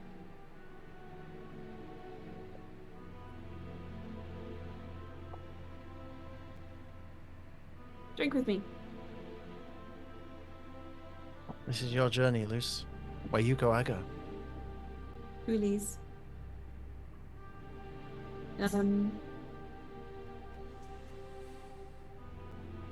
I will take whatever sweet candy-coloured cocktail is handed to me by the bartender and get something nice for... The silvery grey bun just kind of appears and they kind of peer out. All clear? Think so, right? Splendid. Didn't want to break out the rough stuff, deal with unwelcome guests. Thank you.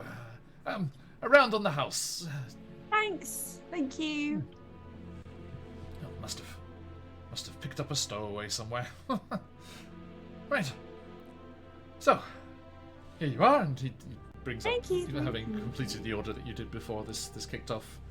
And there's a mix of, yes, very sweet cocktails and plates of very alien-looking fruit, which is delicious regardless. And a couple of cups of piping hot tea. Yummy. Lily says that Arius doesn't eat anything, but I will kind of pull Carolyn aside and sit with this. Have a sip my drink. Oh, fizzy. And then I'll say, well, Carolyn, I actually, you know what? It's never crossed my mind before, but we probably have a lot to talk about, don't we? Considering I imagine so. our shared dreaminess. Well,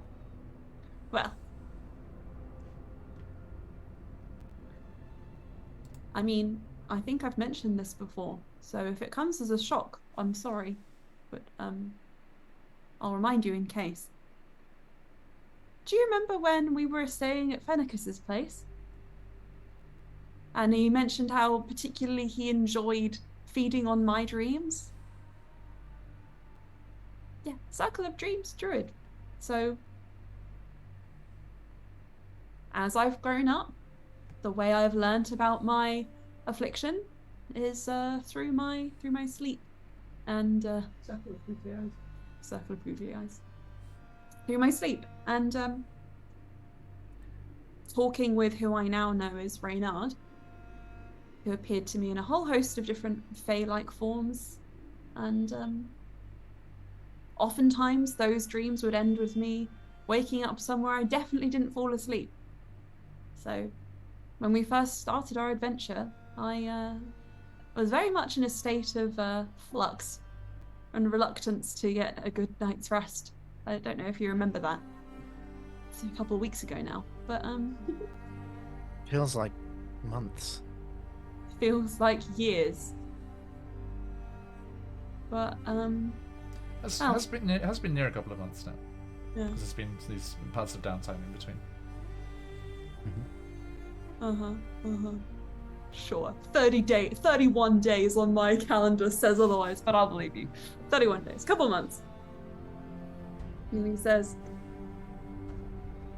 I don't know what you want me to say, but I do know there's probably a connection, at least a little bit of a connection between you and I when it comes to dreams, if you're a Kalashtar.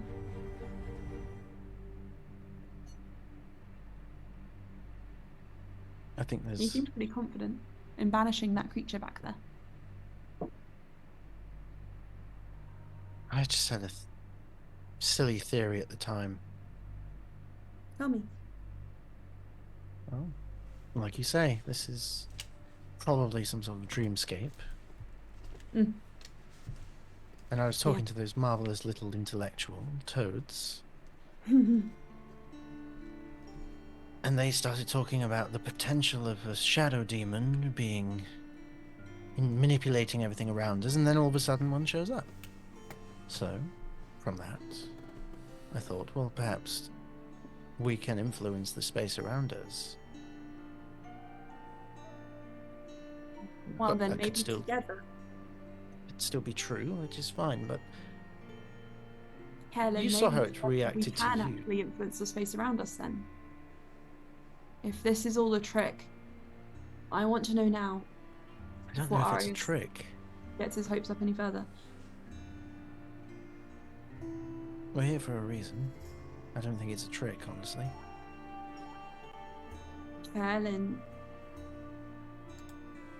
you have to know how silly that sounds to me. I do, but I'm still going to say it.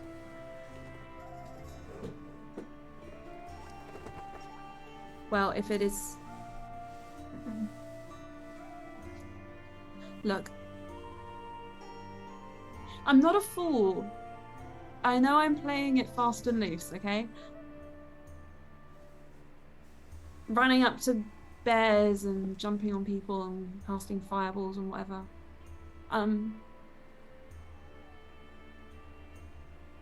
But you kind of have... When you're in this situation, you kind of have to find the fun somewhere. Find a way to make it less serious. And if this is all a trick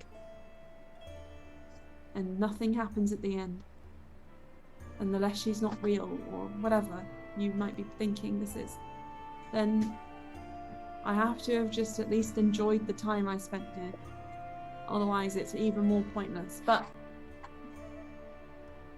we could try and skip all that. I hold out my hand. I'll take your hand and I'll squeeze it tightly. Yeah. And I'll say, I don't know if you heard me speaking to those toads, but A little bit. based on what you've just said, I think my message to them is a message to you as well.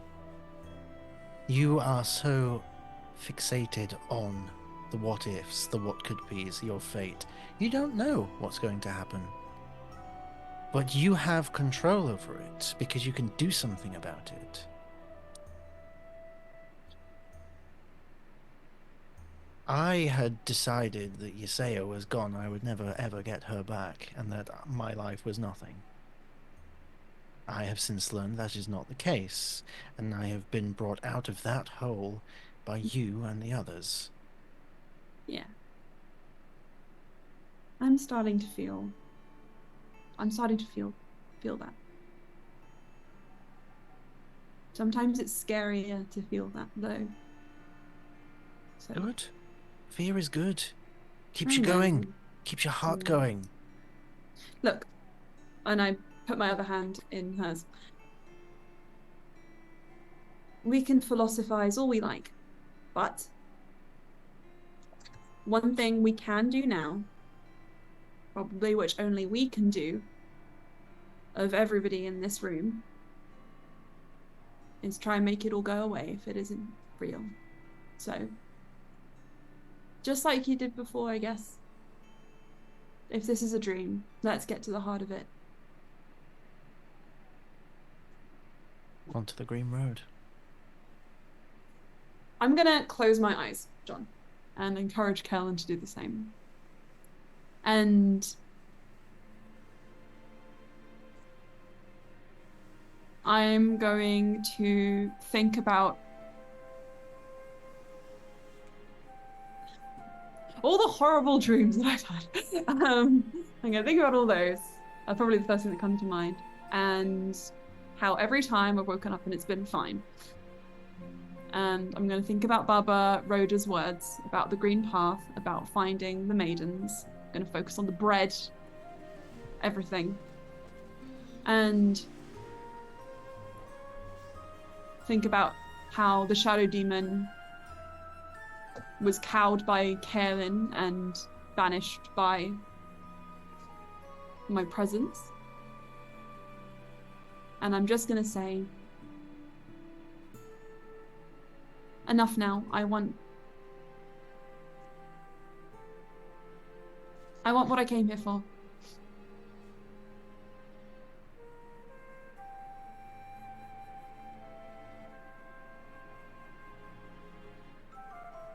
Please.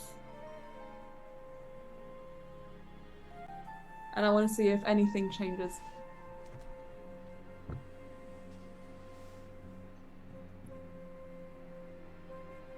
You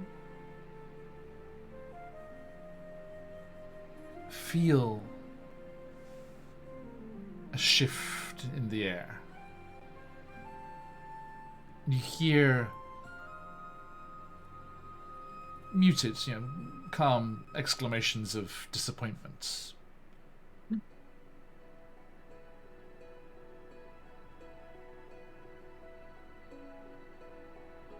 And you hear the elf's voice, strangely distant for how close they'd been. Time? Do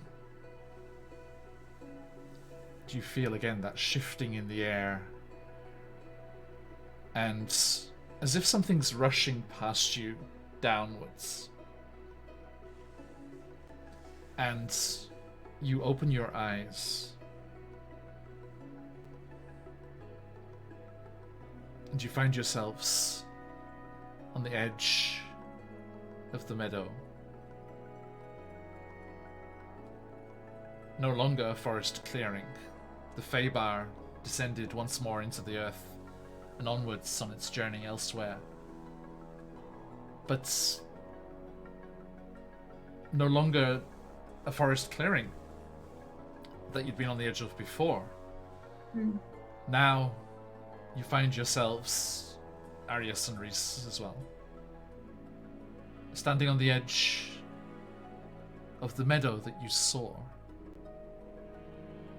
in the vision of this journey. And the sound of running water becomes audible as this shift occurs, and you remember the stream bordering the meadow in your vision as well.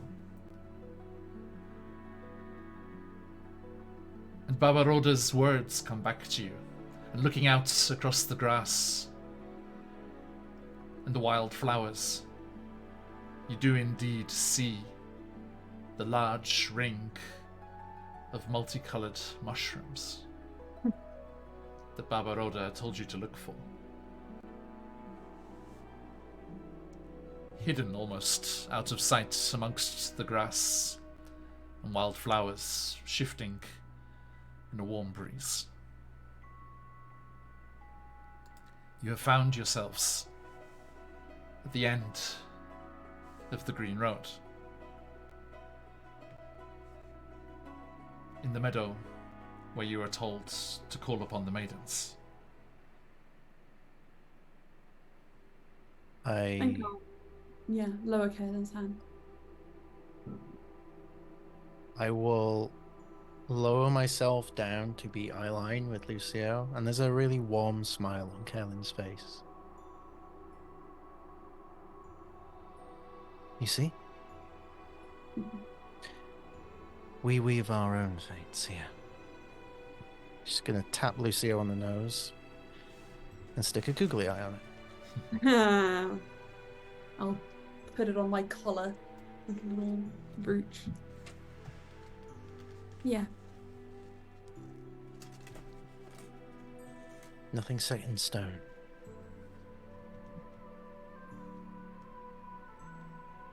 Apart from one thing, which is we are the People's Pod of Chessenta. And you all ate and drank in the Fae Bar.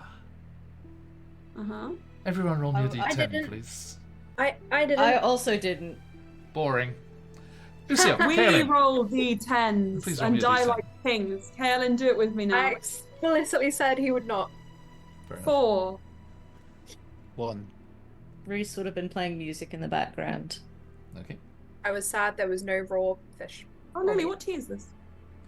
Try. Kaelin got a 1. Okay. Lucio, Kaelin got a- as you look into Kaelin's face, having this connection, this realization of a certain amount of control over this space, her eyes shift.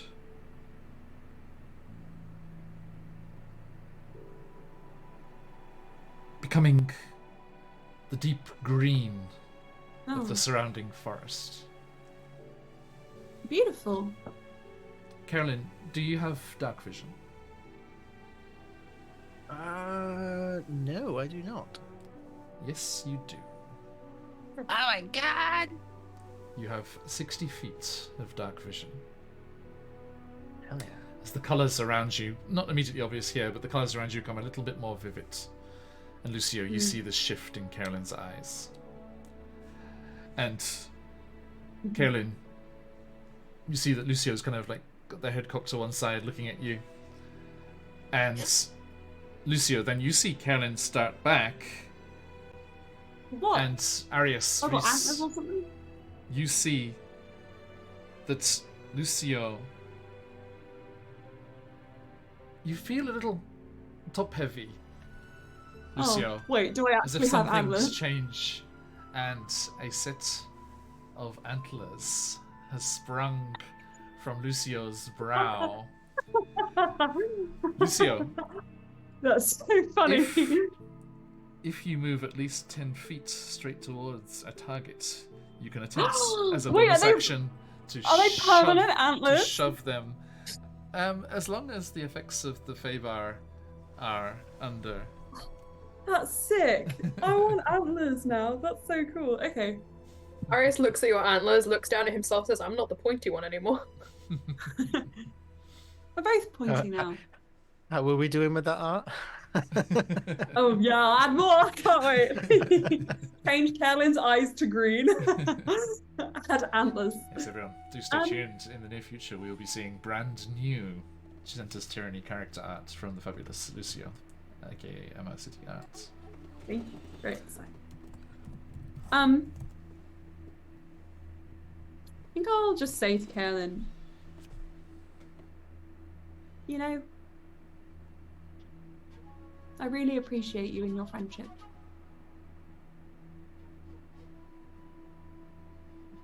It was so calm about this pair of antlers. I'm just like, la la la la.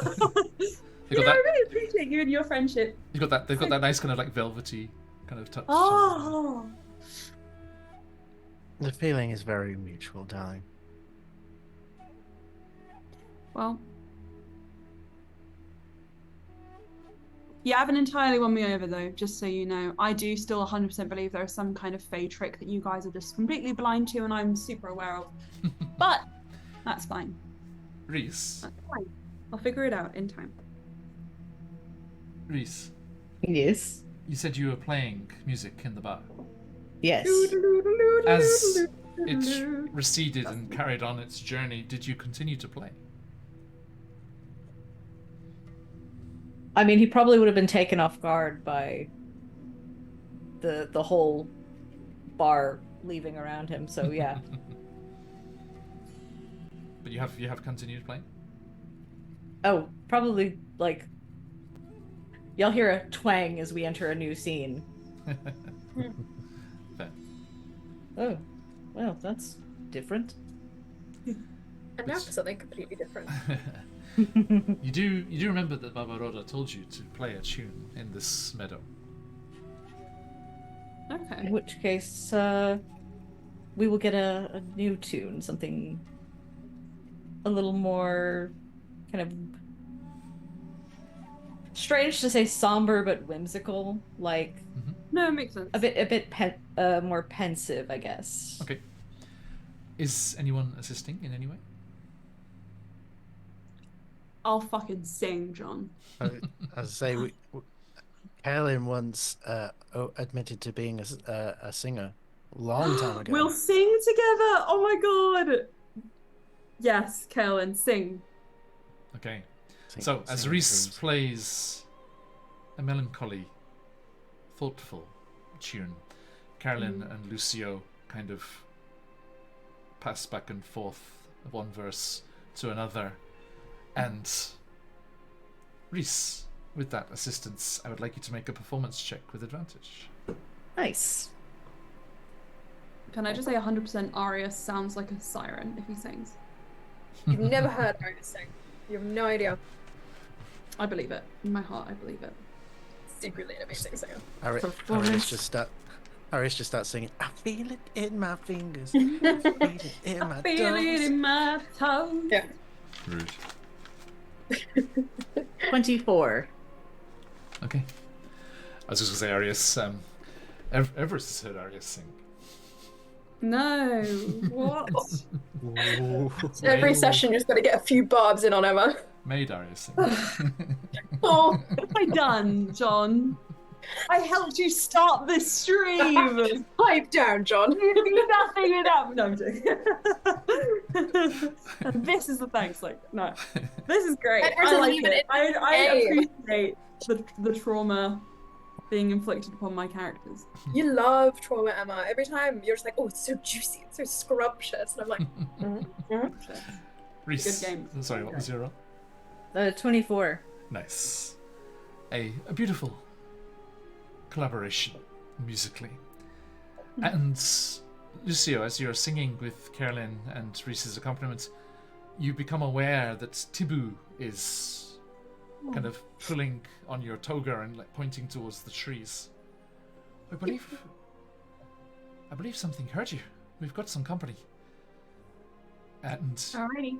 you see on the edge of the meadow, stepping from beneath the shadowy trunks of the forest, 3 beautiful maidens. Hey, Carl, thanks for the subscription. That gives us a spin of the wheel for somebody, Carl. Who would you like to get the spin of the wheel? Or shall we roll for it? As you continue to play, these 3 figures in long flowing shifts, their hair almost stretching down to the ground and brushing against the grass and wild flowers. Will do, Carl, will do. Let me just, let's do this before we move on. Let's roll a 5. Do it in the chat here. A 5. Reese. The chat roller is all about Reese today. Let's see what's in store for you. Once you get Oops All Charisma now after you've done the performance check. Okay. So. Come on, wheel. There it is. What's it gonna be?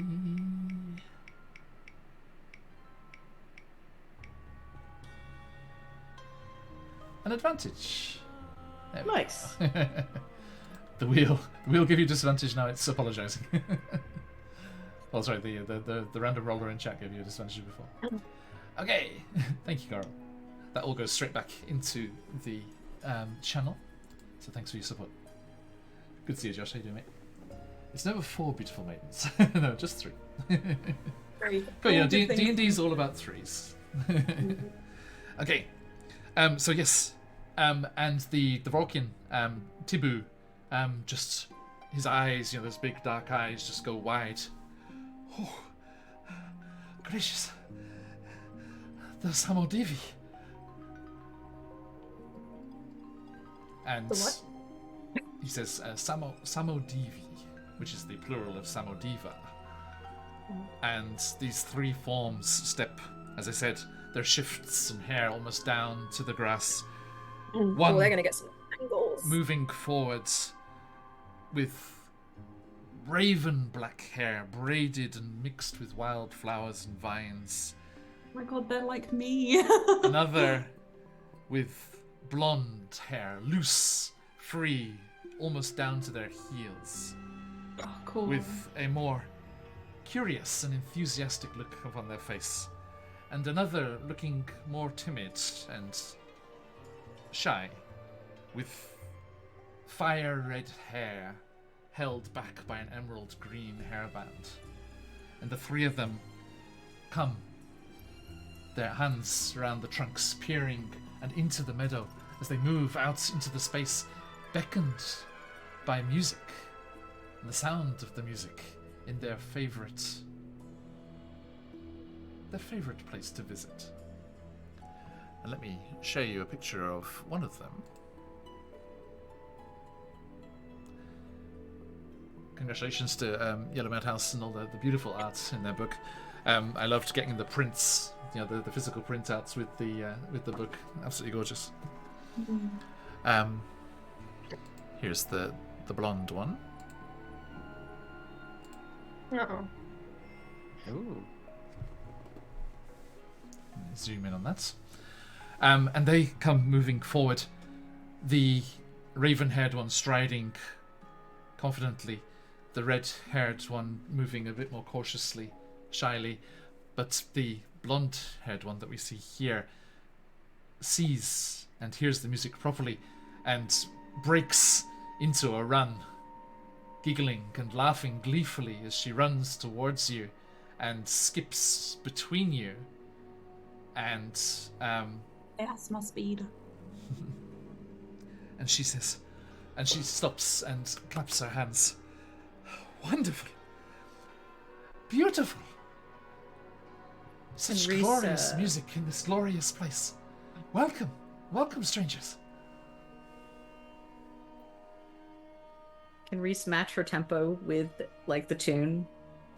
Yeah, as you continue, she can't stay still, and she starts moving around you again. She's like, "Sisters, come, come! Such wonders, such entertainment!" And the others, again, that same style, one cautious, one confident, come moving forward. And the raven-haired one steps to you, Lucia. As you mentioned, that similarity of the blooms in the hair. And as they gently brush against the flowers in your hair, they look not braided. Part of you, one and the same. Fascinating. I am Magda. Magda, very nice to meet you. And you, welcome to our meadow. I'm sorry to interrupt you. You sang beautifully. I had a good Please. accompaniment. Excuse the quietness of mine. These are my sisters. And she gestures to the shy, fiery red-haired one, Irina. And then before she finishes, the one that was dancing about just grasps Carolyn's hands and spins you around, laughing. And I'm Vaselina! Vaselina! Lovely. New people, Wow, new we shall music. dance together and prance in the woods barefoot. That sounds wonderful. Yeah. But Magda looks at you, Lucio. You have trod a green road to be here. You are not here merely to dance. Nope. But I think you know that, so don't you? No, I would not presume why anyone walks these lands. What is it Or don't come that has back. brought you to us this day?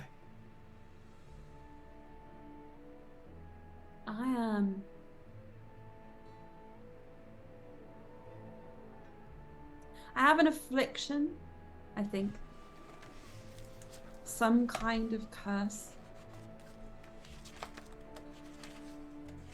And I'll explain how I was born and the deal that my mother's made. And I'll just say, and since I was young, I've had these dreams. And I've always called them nightmares, but in reality, when I was in those dreams, I felt so welcomed. And this is something he's not said to Arius before, so he would feel a little bit uncomfortable saying it out loud, but he thinks this is kind of like a now or never. He's like... The red-haired one steps forward as you're kind of hesitant and shy and takes your hands and nods silently in encouragement. In my dreams, I went to the Feywild, the fairy courts specifically, and there I was happy until I woke up and I was terrified again. And I grew more fearful of sleep until there were whole days where I would lie down with my eyes open under the covers and just pretend. And then obviously, when I finally slept again, a figure came to me in my dreams and told me the truth that one day, once my sibling was born, that I would be taken away again. To that wonderful place I'd seen in my dreams where I'd been so happy, except that I'd leave behind everyone. So, as much as this place is beautiful, it should be my choice where I go and what I do with my life.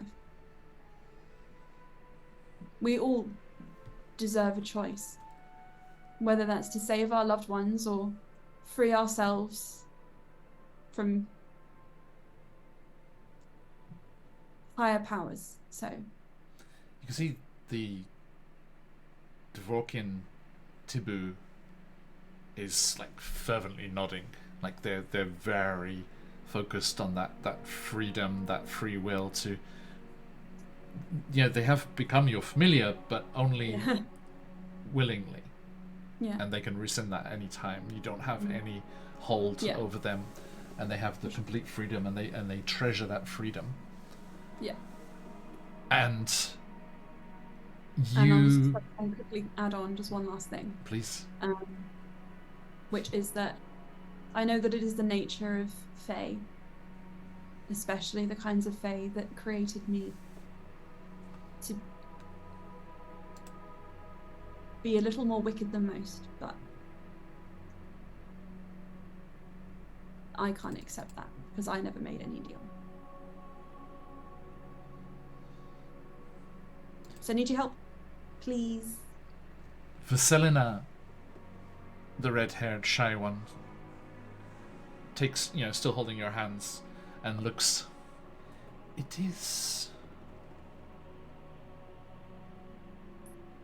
a tragic reality that those involved with Fey bargains are oft not the ones who made them. Yeah, I know, it's kind of crazy. And I'm Magda says, looking for a way out. and why has this search for freedom brought you to us? Because nobody has satisfied me so far. Because every solution that I've been offered has never been a permanent one. And I have people I need to protect, so I need a more permanent solution, please. There's a whole world out there that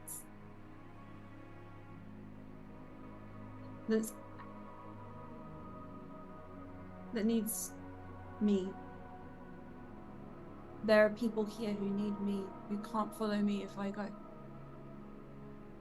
So it's more than just my mother's now. Maybe once I could have been content knowing they would have another child to look after and they would forget me entirely. And I've never been the kind of person who has a lot of friends. So, like,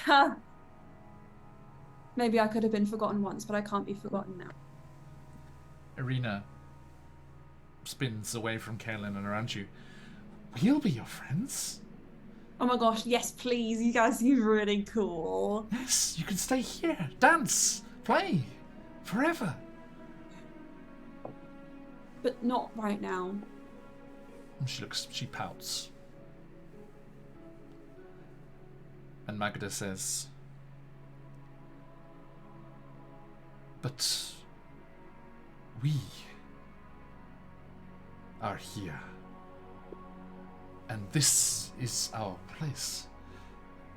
We cannot offer you the freedom you seek.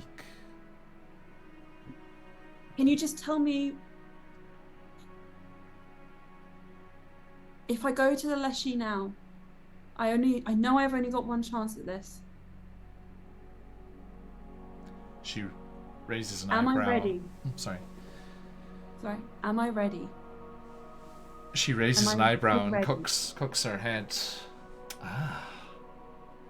You seek an audience.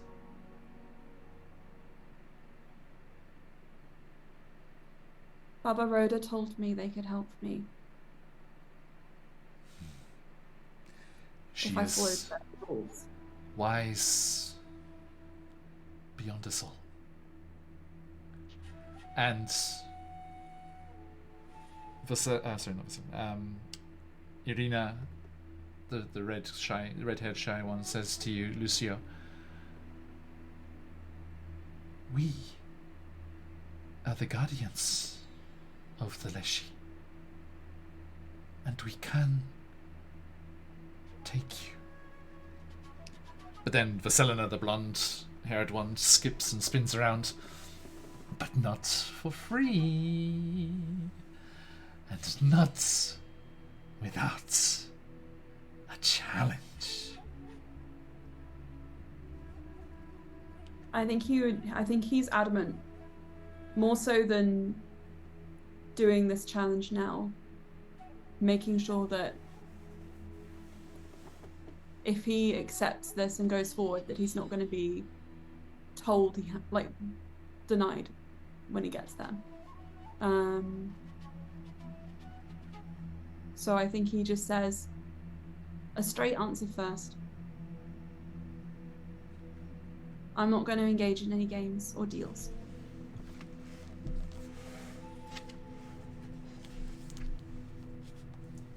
Give me a persuasion check. Mm-hmm. Oh, for fuck's sake. You have a crystal? Can I use my crystal, please? You may. Okay, cool. That's much better. Since I'm playing music, can I offer bardic crit inspiration? save and crit fail? So 18 on the dice. Plus persuasion is a +1, so 19. Please. Can I offer bardic inspiration in this trying time?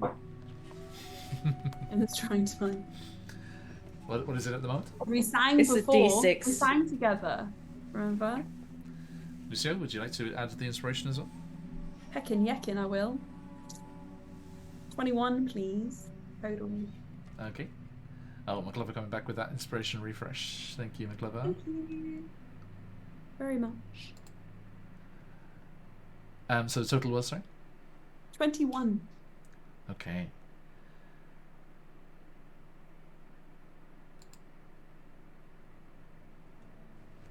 Vaselina is excited about something, and she's like clapping her hands. She's like, "A horo. A horo, right? Yes. They must beat us in a horo." And the shy Irina goes to her and clasps her upper arms and shakes her head wordlessly. And with that description of your predicament, Lucio, and the sincerity with which you have requested the audience, Magda, reaching an understanding with you and a connection of intent, you see that your hair, Lucio, the flowers in it shift and bloom again and become the same flowers that Magda has in her hair. Low. And you see her eyes flick to the side of your head at this change. And she smiles. Very well. Vasilina will go on about it for days, but no games today. Thank you. It means a lot to me. If I ever come back here, we can play like loads of games. It'll be crazy. We shall hold you to that. And we do hope to see you again. But for now, an audience.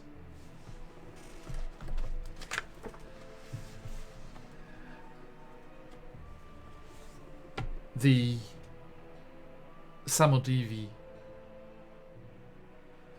go through the grass. Vasilina a little sulkily at first, but then becoming of a one mind and the same mood as her sisters. And the three of them start to walk around the exterior of that circle of mushrooms. And they start to sing an otherworldly, haunting melody that is beautiful, but also connects with your very tissue, your very core of your being, physically. And you can feel it through the earth, beneath the grass and flowers. You can see it reverberating in the trees and the branches. And you see creatures starting to gather. Lucio, with Tibu so close at your hand, keeping an eye and looking around, you can see into the ethereal plane. And you see several spirits also gathering in this space across the divide in the ethereal equivalence of this location. Yeah. The various woodland creatures appearing take on many different forms. Natural predators and prey standing alongside each other, observing the Samodivi. singing and stepping gracefully in this circle, slowly speeding up. As it kind of gains in tempo, I think Luce is going to reach out for Arios' hand and just hold on very, very tightly to him. Okay. He will hold your hand. You Cool. see creatures that you saw upon your green road. You see the mother bear and her 2 cubs. You see the oversized hedgehog, Eustace, Yeah. and the badgers and gnomes from the Faber. Other creatures as well. Deer, both doe and stags with resplendent antlers similar to yours, Lucia.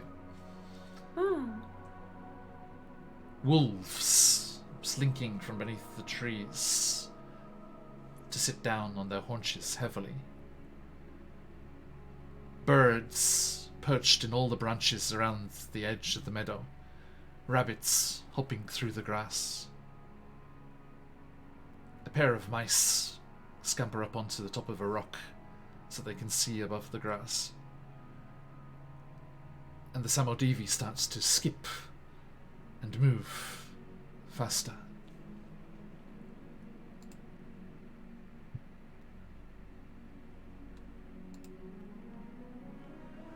As their song intensifies and their movements increase faster, wind also starts to swirl. Leaves loose on the ground, picked up by the momentum of this natural force of these 3 intensely powerful beings, whimsical though they may have seemed, summoning the Guardian, the Titan, the creature that looks over this entire forest, both this side of the divide and in the material plane.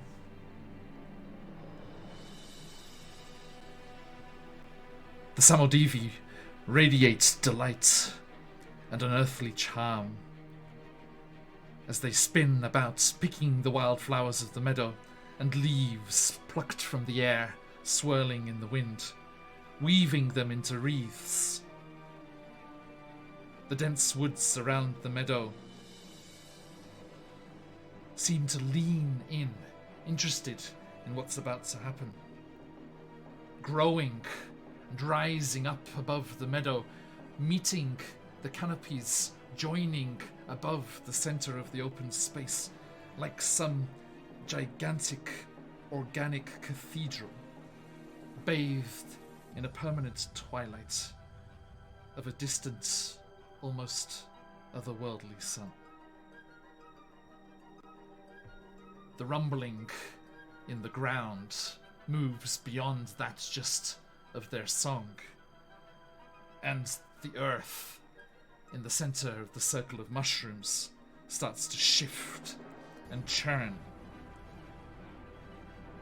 Rising up out of the ground, you see a massive old oak tree stump, reaching up as its roots spread out through the earth, reaching out around across the meadow, far beyond, hundreds of feet in all directions. The Samodivi gather as the huge stump of oak rises out. They quietly lay the wreaths at the base, and you see that the other creatures that had gathered move forward, offering other gifts, tributes to the Leshy. Lucio, Tibu tugs on your sleeve and pokes at the bread. Right. I will offer the bread. kind of raising it above my head. Okay. Do you place it with the other offerings? Yeah. As you do, the wind dies down, and the Samodivi are standing around you, expectantly looking up at the tree. The branches of this old oak stump begin to arc down, as if courteously bowing. The roots and vines wrap up around the oak stump, forming a huge, vaguely humanoid shape.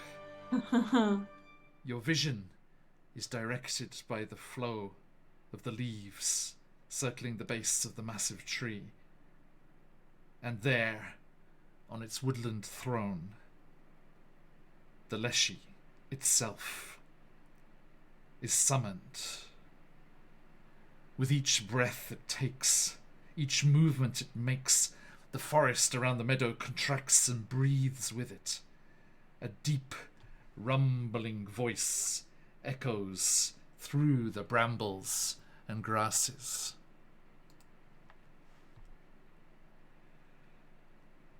Welcome to my temple, travelers. You are far from home.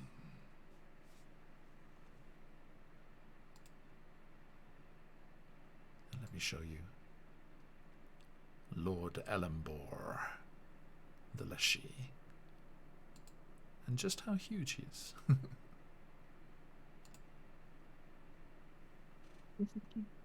Oh yeah. I think I'll look up at Treebeard and I'll no.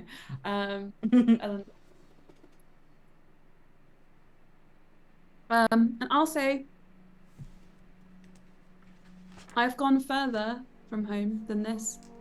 I went to the court of mice and ravens. I visited the night hags. I almost went to the court of wine and roses. I've been all these places because I've been looking for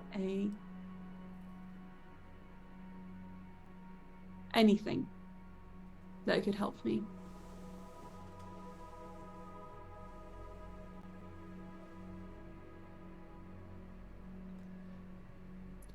And I think you're the only one I have left. You seek freedom.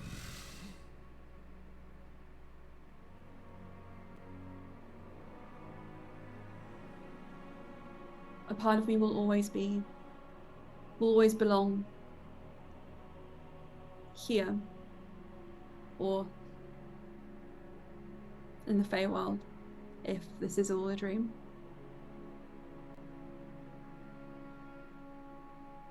But a part of me also belongs in the world, and I don't want to erase either. We are of a like there. One foot in the Fey, and one in the material world.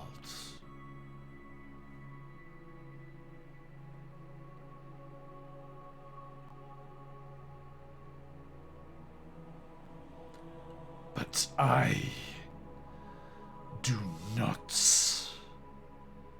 frequent the courts and their intrigues and manipulations.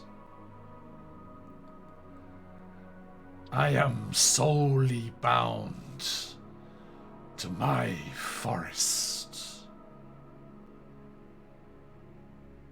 But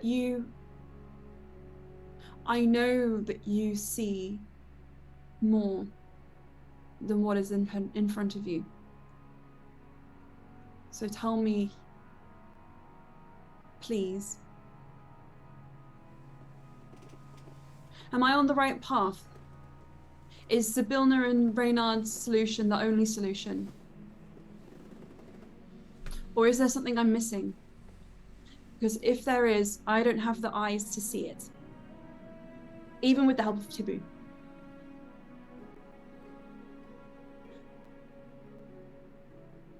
There are indeed many things of which I'm aware.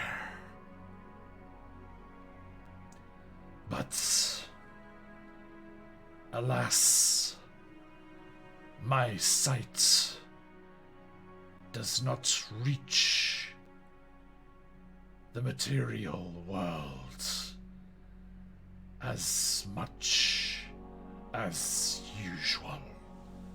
And you see, he looks down and reaches forth with his long branch-like arms, or tree trunk-like arms. And you see for the first time, around his wrists, there are heavy, rusted iron bands. Not loose and moving like manacles, but digging into the wood, cutting into the wood of his form. I think Luce just remembers the connection between iron and Fae and winces at how painful that must be. Of course you have...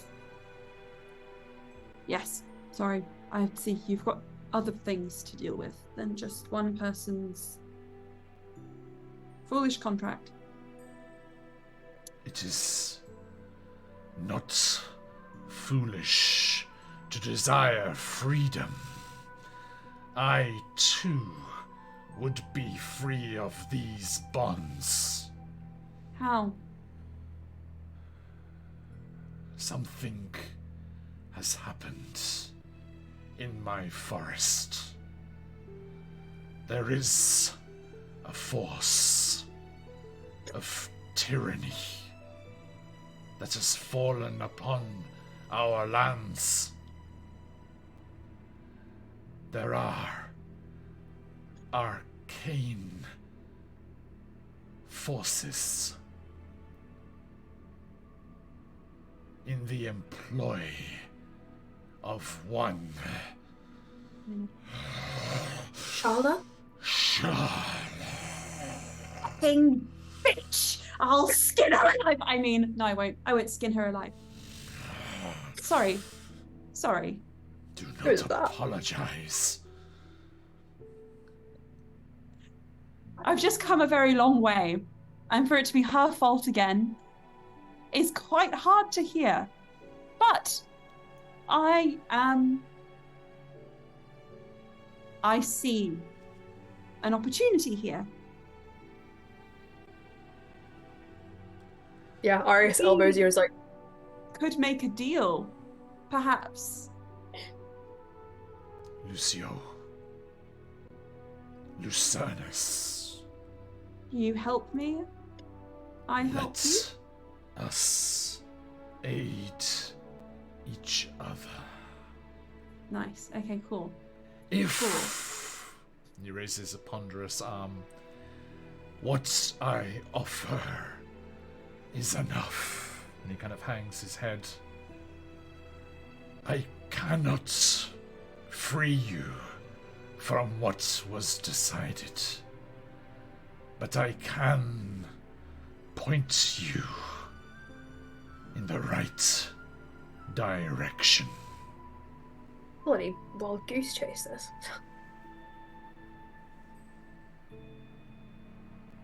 Arius looks furious. I need more information. Information I have. Who will free me? Will you investigate my forest?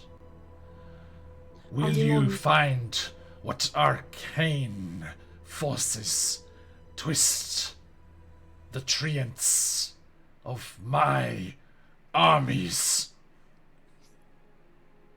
I'll do that and more.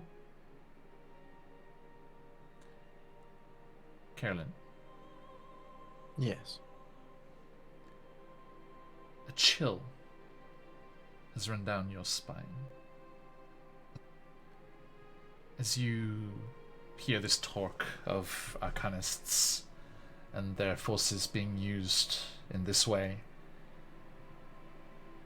You can't help but remember your unknowing delight when your father showed how he could manipulate the shape of small trees and shrubs with arcane direction.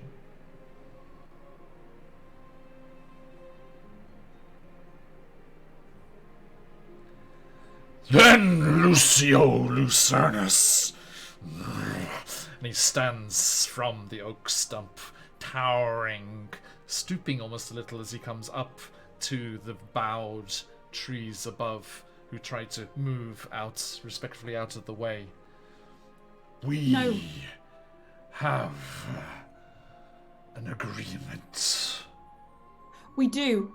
I hold up my hand. We do. But I've come this far. Please, please, give me something more concrete. Who can I speak to? Where do I start? What is the name of your forest? Anything. Even if it's beyond your own mission. For my sake. Is there someone who can sever these ties? As there are many who might be in need of that service. Sorry, I'm just reminding my name of the forest. Sorry, That's okay. it's the one almost like due west of Meth. That's like, you know, Is it the on top of, Dassos? No, that's not the Dassos. No, it's much I was larger. It's gonna that say, one I've been that's there. on top of that like plateau. It has that waterfall running off it on the map, on the original Hot. map. That's hot. Not like that. That's hard to be hot. He says, What? A magical waterfall falling off of a plain surrounded by a forest isn't hot? he is Very sexy. You're He says, I am of the Merwood. Marewood. Okay. And yeah, you know, that's off along the winding river towards the west of where Merth is. Okay. That's good because we actually have to go check on Mirth at some point so I can pop by. You said your contract was with Zabilna. Yes. The only thing stronger than that agreement is the authority of family. The power to wrest you from this and leave you free with your family lies with her family. Zabilna is only her most recent of names. There are those she is known to as Tasha. Yes. There are those yet before far away who knew her as Natasha. And that is the name she was given by the one and the only one with the power to nullify this agreement. Her mother, Baba Yaga.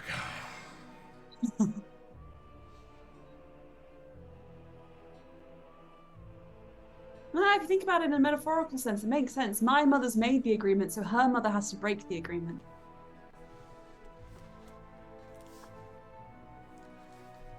Tread carefully. Add another scary woman to the list of people we need to fight.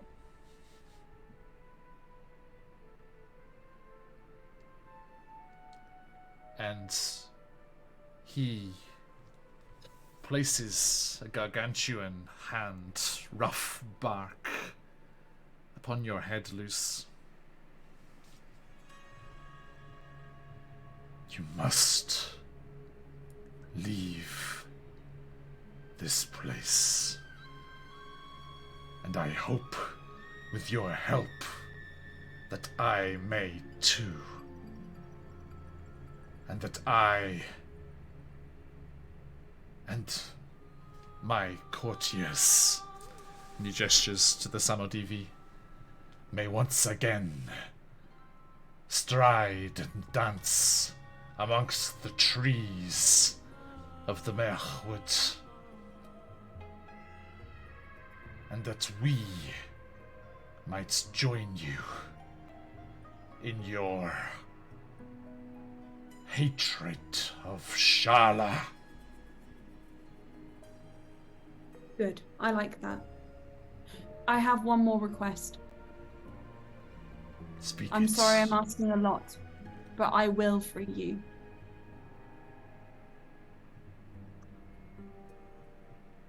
The issue we're having,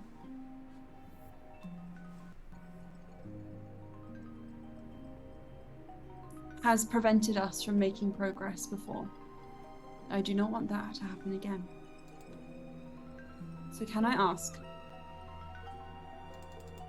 do you have anything, a cloak or a helm or anything at all, that could hide someone from a higher power?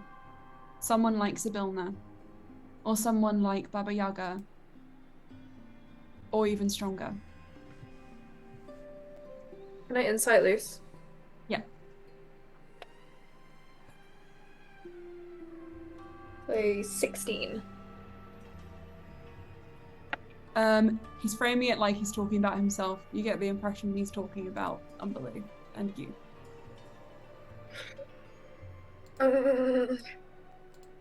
Arius kind of gives you a look like, don't push it. This is about you.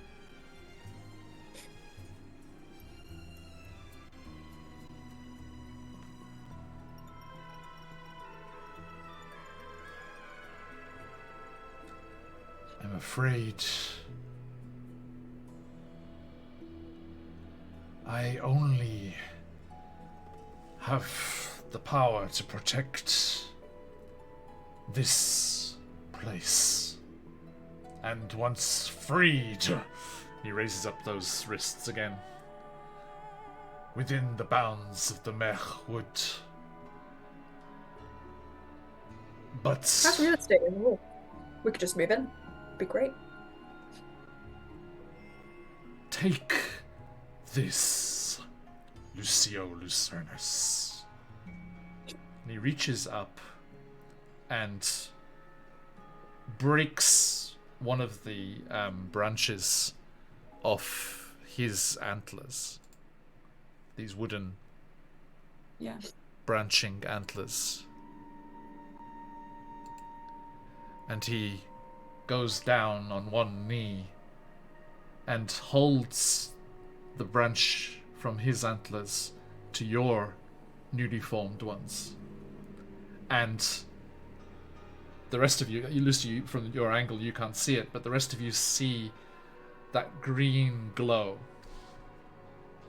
Like Carolyn's eyes, like the forest around.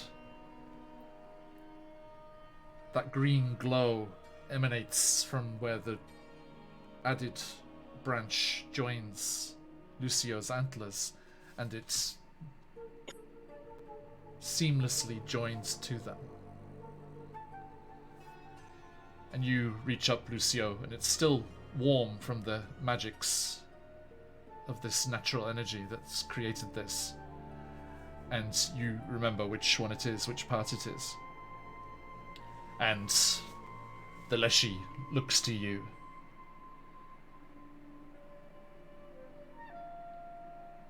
If it is needed, if your troubles are dire, once and once alone, may you break this from your brow, and you shall appear in the cottage garden of Baba Rhoda, here in my realm. Me. Only me. And those you wish to come with you.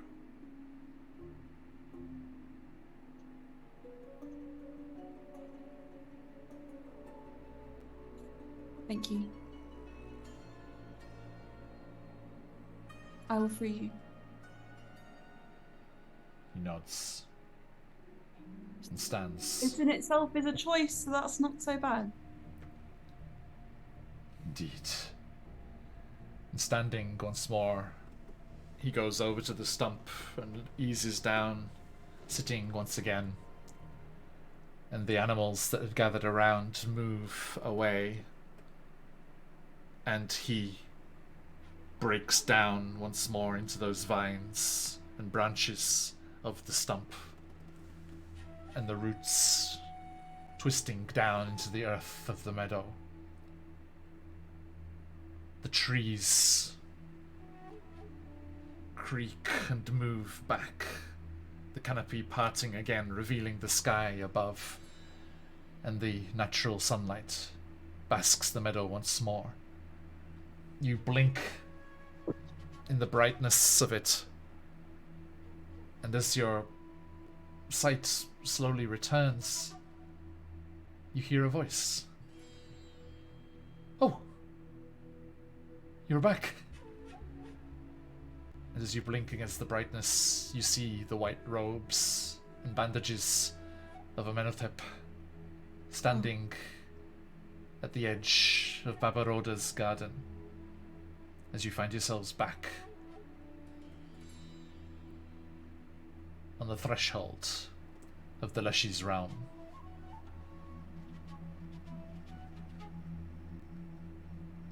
And Kaelin, please. Kaelin is crying.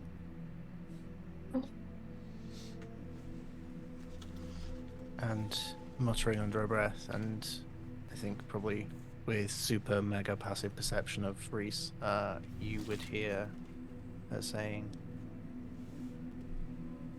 Mac, why did it have to be there? Why? Why did it have to be there?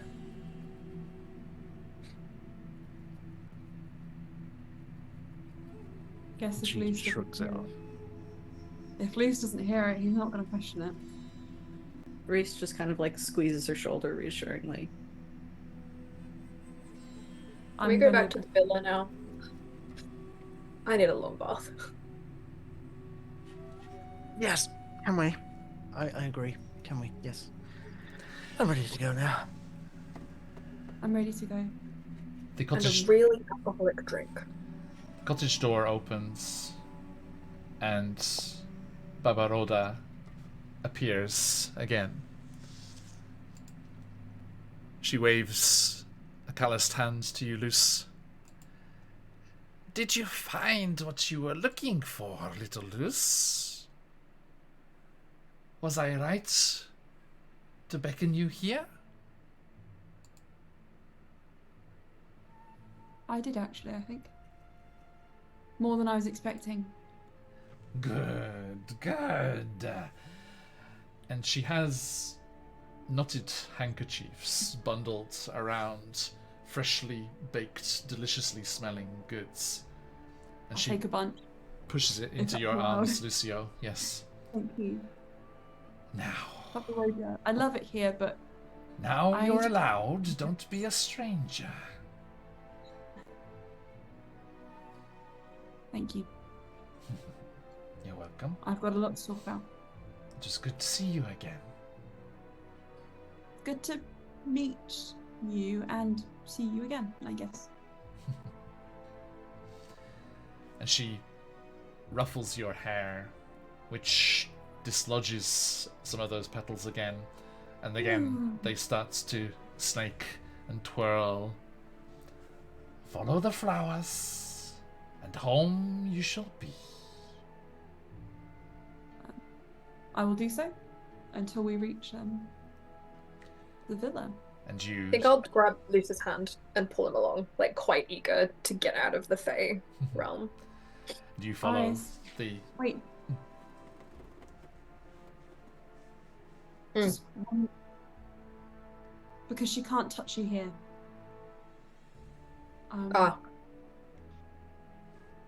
He'll pull you in for a kiss. He'll return the kiss. He seems quite ill at ease, but he definitely holds on to you, and he's as affectionate as usual. And I think he'll just say one more time, quietly and quite pointedly to you. She can't get you here. She can't get me here, Luce, but this isn't where I belong. I'm useless here. No, you're not. If we were here together. Arius, you're not useless anywhere. Sorry to interrupt. This is a Hi, very Reese. typical, but I would Reese. like a private talk with my boyfriend, if you're cool. I know you've got like 24 passive perception, but can you just put your fingers in your ears and pretend? Yeah, you yeah. can't Carolyn and I'll know go every over here word. and not pay Luc- attention. Lucio, the Devokian says, I'm sorry, Lucio. Can you go 10 feet away? I'm statistically now. unable to be surprised, and Reese snuck up on 10 me. feet away. Right, everyone, 10 feet away. 10 feet away. Carolyn and I Okay. can go stand out Play in the some garden. music. Lucio, could you give me a moment? If I'm not to experience what you're having this private moment, I need to be more than a mile away. Can I dismiss you? Or just for like 5 seconds? Right, okay, we trust Tibu now. Tibu, you pretend. Pretend. We're playing a game. I'll plug my ears and sing a song. He is Don't not worry. coming back to the villa with us, right? Right. So, Arius, Oh, I'm I've being- had such a terrible day. I've been all over the place to the Fae. I met a tree and it talked to me, but I will hope that Lucy's free. What? pick up Tibu and I throw I'll him eat him. again. If he keeps going, I will eat him. You aren't useless here. Just because you can't be a fighter or a soldier here?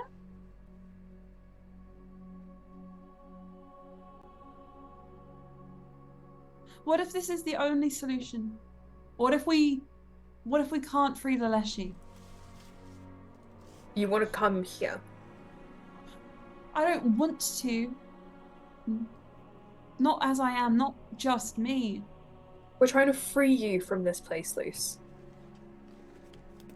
What if...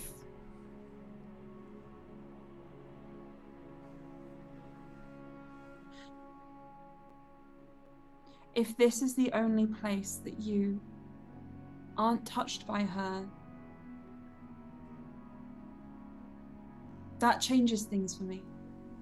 What am I going to do here, Luce? What's the point of me here? Being with me.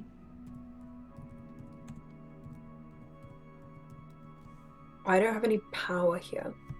Yet. If I break this, I don't think I'll have anything either.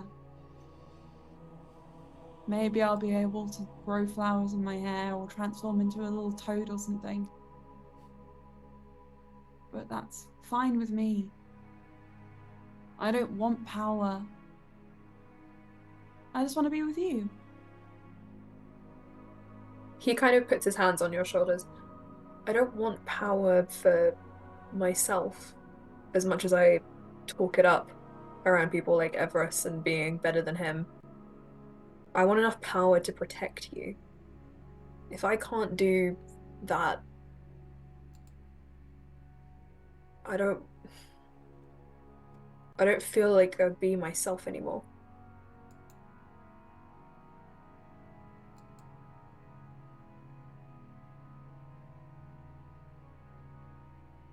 Okay. Let's just get out of here. This isn't the place to be having... I know you say she's not here, but there are lots of other things here. He points in the direction of Tibu. So... I want to bring him with me. Can you please stay a mile away from the villa? Yeah. Yeah. Thank you. That made me so much more comfortable.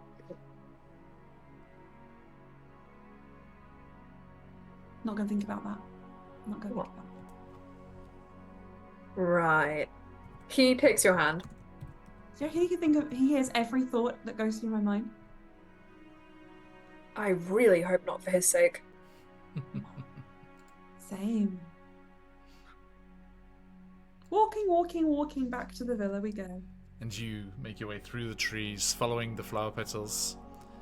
And it starts to climb, becomes more gravelly, more like the mountainsides outside the caldera, and you clamber up, and you see, again, the glittering ocean, the path of moonlight from Saloon, reaching almost like a roadway towards Port Salune, and clambering down the mountainside, back towards the villa of Everest.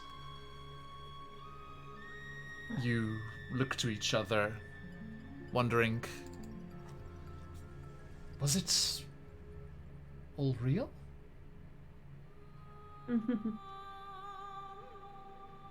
I'll pinch everyone. And you head off to your various chambers. Reese back to the griffins in the stables. And fall back into a natural sleep. Okay. And that is where we shall leave you, slumbering peacefully until next time. But before we say our goodbyes and head off, I should just share with you the logo of the writers of this fabulous adventure known as The Devil's Bridge, a fantastic adventure written around Eastern European folklore and myth, and one I'm looking very much forward to playing the entirety of, but really enjoyed dipping into for this little thing here. And Yellow Madhouse, thank you for joining us and sticking around for the whole session. Let me just share the logo of Yellow Madhouse, if I might. Cute. It's Baba Yaga's dancing hut. Obsessed with that. Conveniently.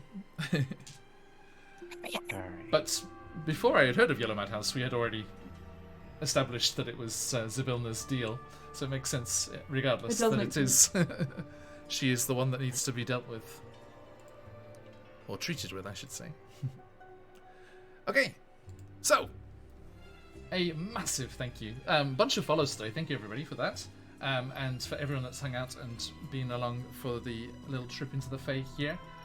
We are back in Port Salune and shall return to our uprising and the fermentation of revolt as we are continuing into this fabulous tiny logo. Oh, missed it. CZRPG sneak peek preview playthrough of their upcoming adventure, Chessenta's Tyranny. A massive thank you to everyone that's joined us. Thank you, lovely to see lots of new faces.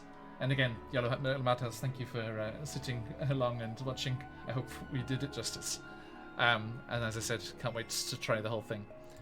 But that is all for today, my friends. Let us say a goodbye to these fine people, and then we shall be off raiding, so stick around for that to get yourself some of those tasty Dream Pie channel points to give those nice inspiration crystals. Reese, where can people find you on the material plane now that you're back? You can find me Wednesdays on QuestJunkiesUK for the Wild Mount Chronicles, or every other Friday here. Thank you kindly. And Arius, your good self?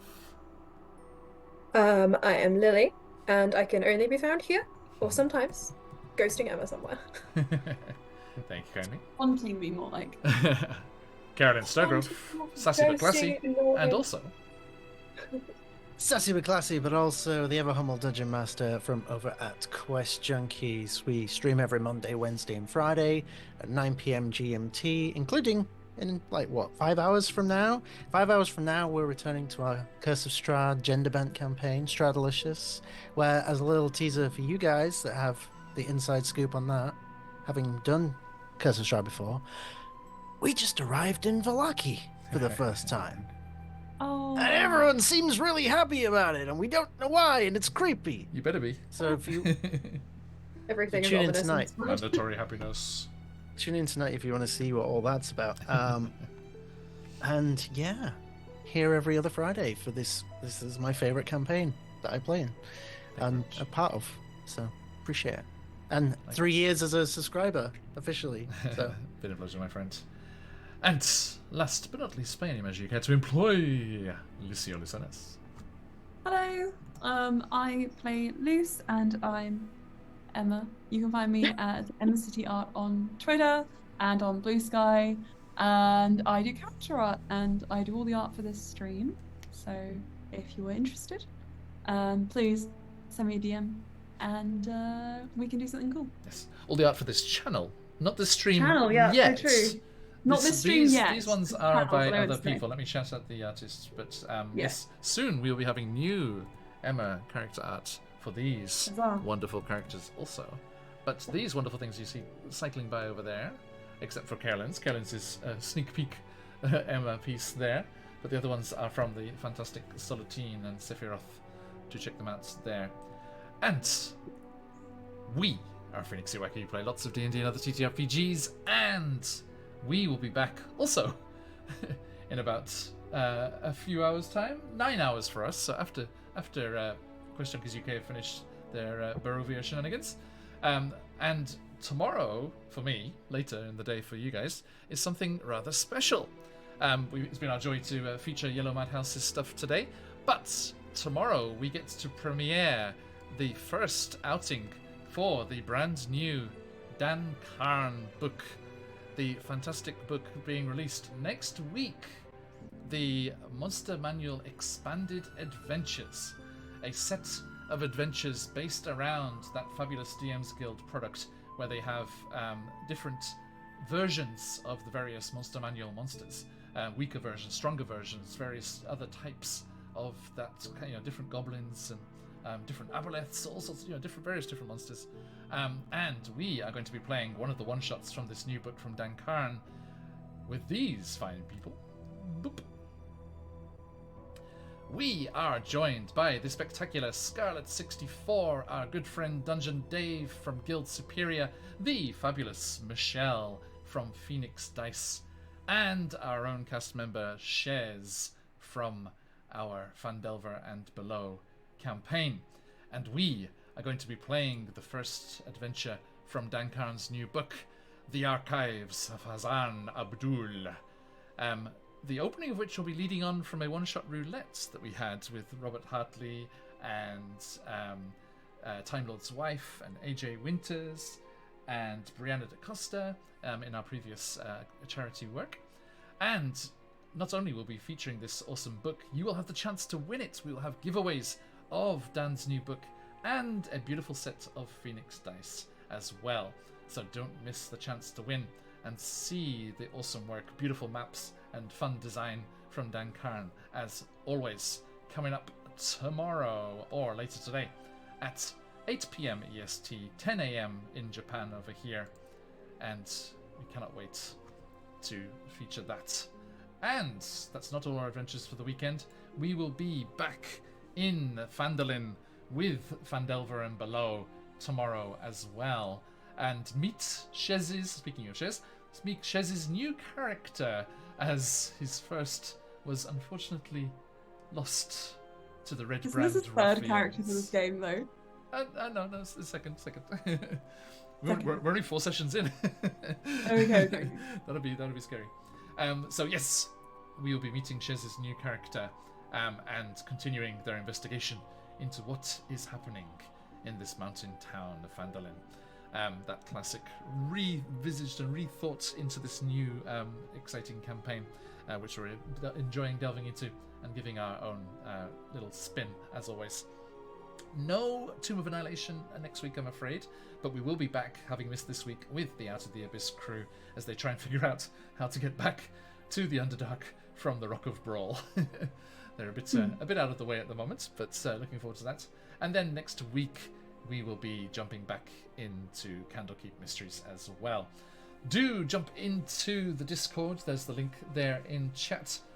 If you want to catch up and hear when we're going live and all the new things, get sneak peeks about art, and hear about the exciting giveaways and charity things that we always have going on. Absolute pleasure as always, my friends. Thank you so much. But that is all for today. A massive shout out to those that help us bring the channel to all of you lovely people. Do check out, as we have said, we are doing our sneak peek preview playthrough here. Check out the amazing CZRPG if you want awesome encounters or design for your game. Original creatures and magical items, beautiful maps, awesome design as always. Jump in, get their weekly newsletter, get a big bundle of maps for signing up for that. And if you're looking for advice in a fantastic Discord full of awesome professional DMs who are also available to be hired to take you off on adventures, do check out the fantastic DM Charlie Gaming server, and check out their channel as well. They're playing Wild Beyond the Witchlight at the moment. It's awesome. If you want to try your hand at something else, how about Troll Lord Games' Castles and Crusades? Our good friends Chuck and everyone over there have awesome stuff available. Check out their catalogue over there. And if you've enjoyed the music and sound effects today, of course, you should head on over and get a free trial of the fabulous Sirenscape. And if you want to get access to all of their amazing stuff, you could become a Super Siren subscriber. And if you use our affiliate link there, that will also support the channel while we're doing it. So do jump in and check out all their amazing stuff, not just fantasy stuff, but sci-fi things, board game stuff. Amazing collection of original music and sound effects there. And the ability to add your own stuff, like a lot of things you've heard today. Now, if you're playing all these fabulous games with fabulous sound and fabulous design from these lovely people, you should roll some of those fantastic Phoenix dice whilst you're at it. Check out the awesome stuff from Michelle and everyone over there, and see her for yourself in the game tomorrow, and the chance to win a set. But if you are not lucky to win that tomorrow, you can head on over to their homepage and get yourself a discount with the fantastic discount codes there. Thank you, Streamrams, you beat me to it. There are the codes that we have for both Phoenix Dice and CZRPG there, if you want to get discounts on all their amazing stuff. Thank you, everybody. Absolutely fabulous as always. We are going to head off and see our friend, the fantastic miniature painter Mike Mones. So please do stick around for that. But until next time, we will be excited to see you on our next adventures. So thank you, everyone. Stick around for the raid if you've got them. Let those phoenixes fly. But till next time, as rights around these parts. Oisu minasai. Yes, me. Ayasumi. Bye. Oyasumi.